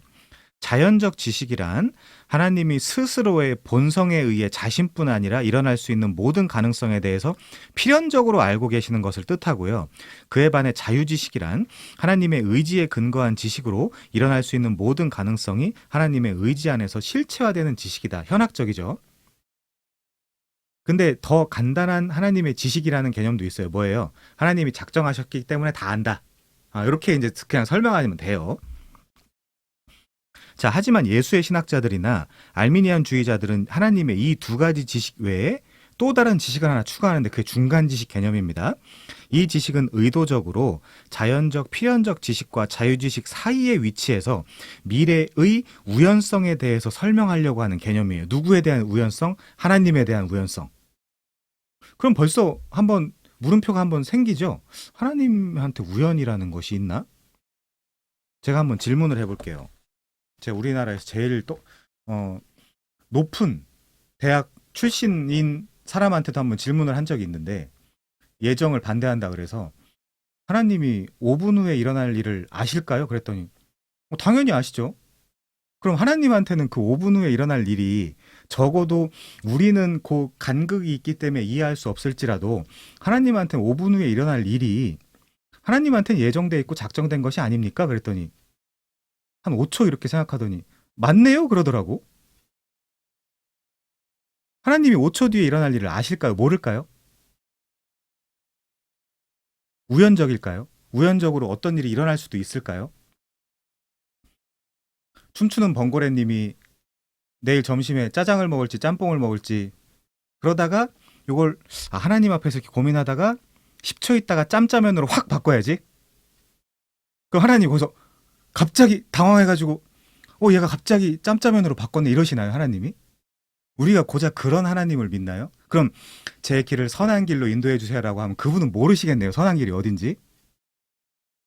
막 해병대 막 수색대 이런 사람들이 밀림 숲을 헤치고 나가듯이 그분도 밀림 숲을 헤치고 나가가지고 좋은 길을 그제서야 만들어 나가셔야 되겠네요. 우리와 함께. 이게 지금 말이 되나요? 지금 제가 하는 이야기들이 말이 되나요? 우리 고작 지금 그런 하나님을 믿고 있나요? 중간 지식?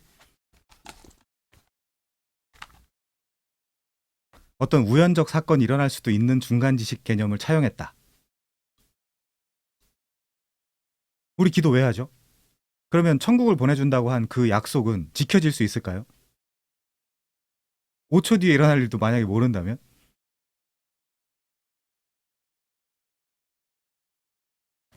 신실할 수 있을까요? 그분이 신실하다는 건 오케이. 그래, 신실할 수 있겠죠. 그럼 모르는데 어떻게 신실하죠?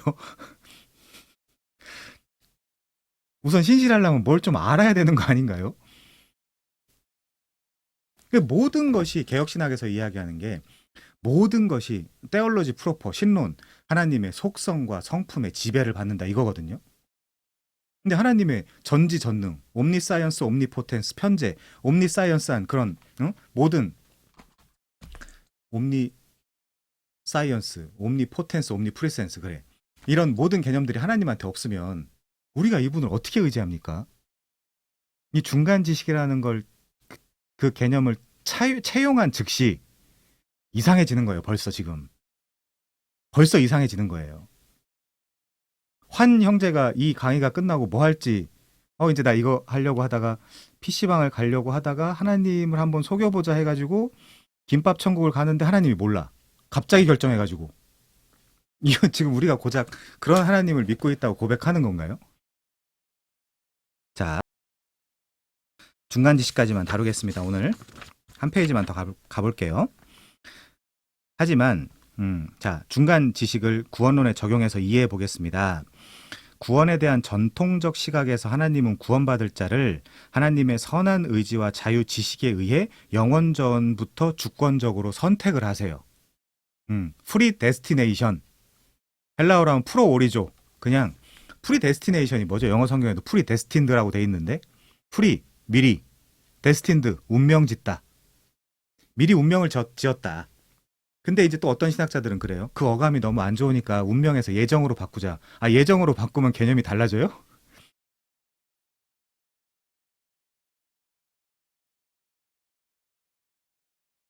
운명이라는 프리데스틴드를 그냥 그거는 너무 어감이 세잖아. 꼭 운명론 같잖아. 그러니까 우리 예정으로 바꾸자 그러면 내용이 좀 달라지나요? 하지만 중간 지식 개념에서의 구원은 인간의 선택 행위를 포함해요. 그 부분을 남겨두는 거예요. 자, 그래서 인간이 은혜를 받아들이느냐 아니면 거부하느냐 하는 조건에 의거해 하나님의 구원 계획이 실행돼요. 그럼 누가 더 센 거예요? 인간이 더 센 거죠. 자, 중간 지식 개념에서는 인간이 선택할지의 여부가 하나님의 지식 바깥 영역에 있는 미래의 우연적 사건이래요. 하나님의 지식 바깥 영역에 있는 미래의 우연적 사건들. 제가 가끔 표현하는 거 있죠. 야, 이거 그리스 로마 신화네. 이 여호와라는 분도 그리스 로마 신화에 나오는 신 중에 하나네. 이 정도면 그냥 별거 아니네, 이거. 이분 별거 아니네. 죄가 들어온 것도 몰라. 그리고 누가 자기를 믿을지 그 지식 바깥 영역, 미래의 영역들로 잠깐 남겨놔. 자, 이런 문제가 있는 겁니다. 결국 중간 지식을 차용한 구원론에서 하나님의 구원 계획은 인간의 선택에 의해 얼마든지 바뀔 수 있는 미래의 우연적 사건들에 기초한 인간적 구원론입니다. 그 빛 아래에서 해석하면 이제 우리 지금 딱 현실을 살고 있는 우리한테 제가 예를 들면 설교자로서 여러분한테 뭐라고 해야 되겠어요? 믿으십시오. 여러분들이 믿는 그 조건으로서만 여러분들은 구원받을 수 있습니다. 라고 이야기할 수 있는 거죠. 단 보장은 안 돼요. 나도 신실하지 못하고요. 하나님도 그 정도까지 능력은 없어요. 그리고 천국에 솔직히 천국이 있는지 없는지 그 정도까지 천국을 옛날에 약속한 건 맞지만 그 지금도 지탱하고 보존하고 있을지 없을지 솔직히 조금 껄쩍지근하긴 하지만 그래도 성경에 뭐 불탄다 이렇게 뭐 무섭게 써놨긴 했기 때문에 그래 그냥 일단은 믿고 보자. 거의 그냥 그 정도? 그 정도? 이게 알미니안주의예요, 여러분.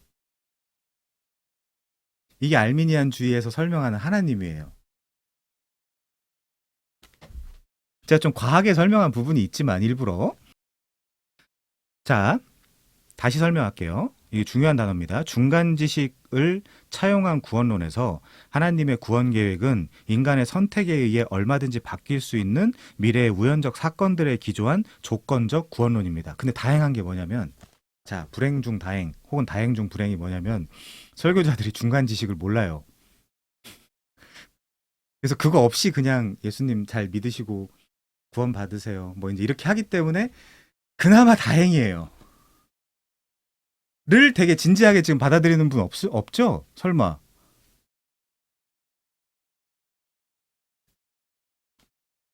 그래서 이 말이 무슨 말이냐면 진지한 알미니안주의자가 없어요.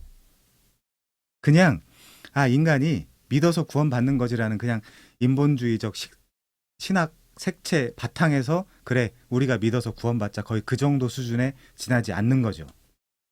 개혁신학이 미련하거나 멍청하거나 뭐 막 못 보거나 이제 그래서 우리가 저 왜 춤추는지 모르겠지만 자꾸 저 아이디로 들어오시는데 춤추는 범고래님이랑 저랑 막 무슨 개혁신학을 하고 저 춤추는 대왕고래도 있네요 저기 참 본인 성향이랑 너무 잘 맞는 아이디예요 대왕고래 저분이랑 우리가 이렇게 호스트님이랑 개혁신학을 하는 게 아니에요 진지하게 하나님을 우리가 고 그리스 로마 신화에 나오는 신 중에 하나 정도로 생각해 줄 수는 없잖아요. 자, 그러므로 중간 지식 개념은 구원의 방정식에서 인간이 구원에 대해 자유 선택할 수 있는 공간을 부여한다는 측면에서 인간 중심적 구원 지식론입니다. 이렇게 이야기하는 거예요. 아, 인본주의구나. 휴머니즘이구나. 근데 휴머니즘이 지금 PC주의. 그쵸? 폴리티컬 코렉트니스. 지금 이 시대에 너무 잘 맞죠? 자, 지금 이 시대에 성경을 잘하는 사람이 많아요? 아니면 성경을 모르는 사람이 많아요? 그러면 하나님이 다 하셔? 하나님의 은혜로 이루어져? 이게 더 일리가 있습니까? 아니면 치성을 다해야지. 너 네가 야 그러고도 그리스도인이냐? 인간이 그래도 믿고 인간이 행위라도 좀 보태고 공로라도 좀 있어야 하나님이 구원해 주시는 거지. 이게 더 일리 있겠습니까? 여러분 뭐가 더 일리 있겠죠?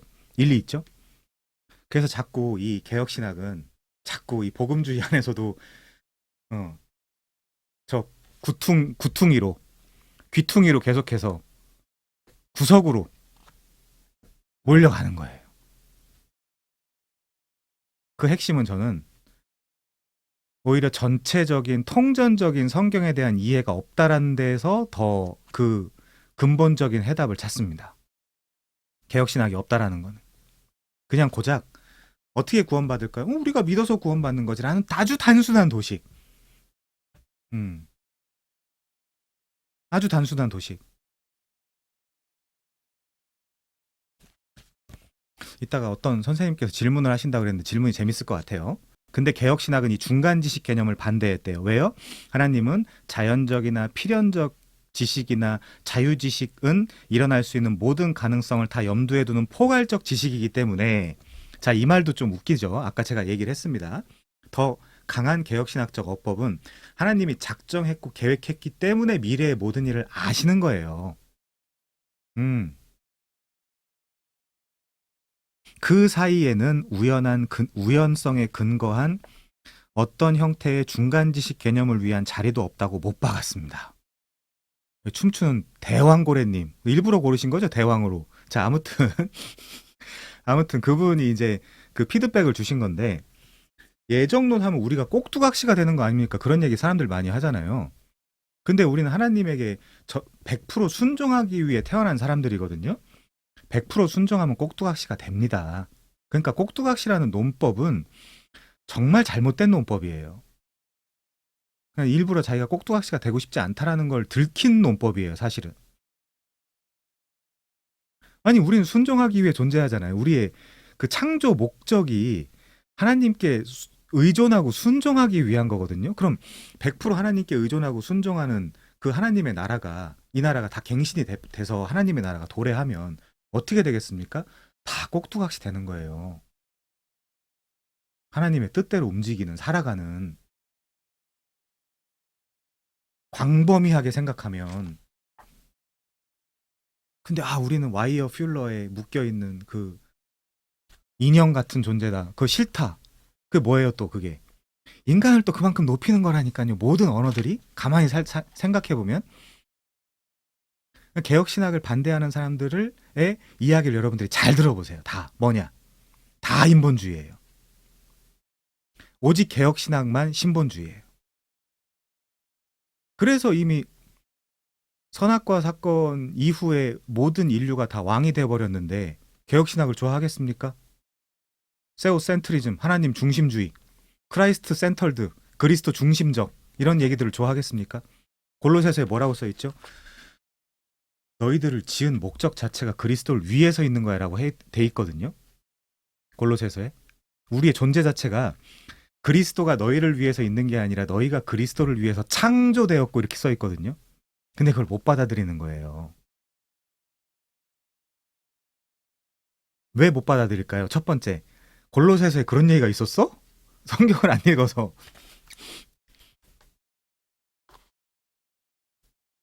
그거 보여주면 놀래고 그냥 입 다물고 다른 얘기 하시죠. 뭐 지금은 너랑 얘기하고 싶지 않아요. 뭐 이런 얘기로 이제 넘어가는 거죠. 자, 예를 들면 이 문단만 하고 넘어가겠습니다. 오늘 마치겠습니다. 개혁주의 신학자들이었던 프랑키스쿠스 투레티누스, 아까 이제 이 프란시스 투레틴, 요 사람은 요 사람이나 윌리엄 트위스는 중간지식 개념인, 자 보세요. 제가 아까 그랬죠. 테올로지 프로퍼. 본래적인 신학에서는 하나님의 전지, 전능, 속성과 같은 그 하나님의 속성과 성품의 모든 신학적 개념들을 종속시키길 바란다. 그렇기 때문에 이 프란시스 투레틴이나 윌리엄 트위스나 이런 분들은 중간지식 개념을 왜 반대하죠? 하나님의 속성인 전지, 즉 옴니사이언스잖아요. 옴니사이언스. 다 안다. 신적. 옴니라는 접두어는 신적. 옴니사이언스를 무너뜨리고 구원해서 하나님의 주권을 약화시키는 이론이라고 비판했습니다.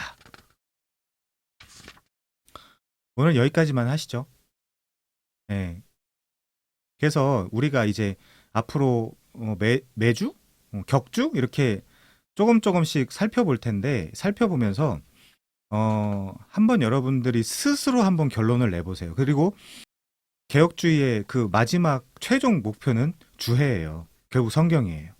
성경이 뭐라고 이야기하고 있느냐. 나는 하나님을 전지전능 편재라고 믿을 때 그런 개념들은 어디에 있느냐. 이런 것들을 결국 여러분들께서 찾으시고 주해하시고 결론 지으시고 정리하셔야 되겠죠. 자, 오늘은 좀 애매하게 끝난 면이 없잖아 있는데 넘어가고 다음 시간부터 계속해서 달려보도록 하겠습니다. 수고 많으셨습니다. 마치겠습니다.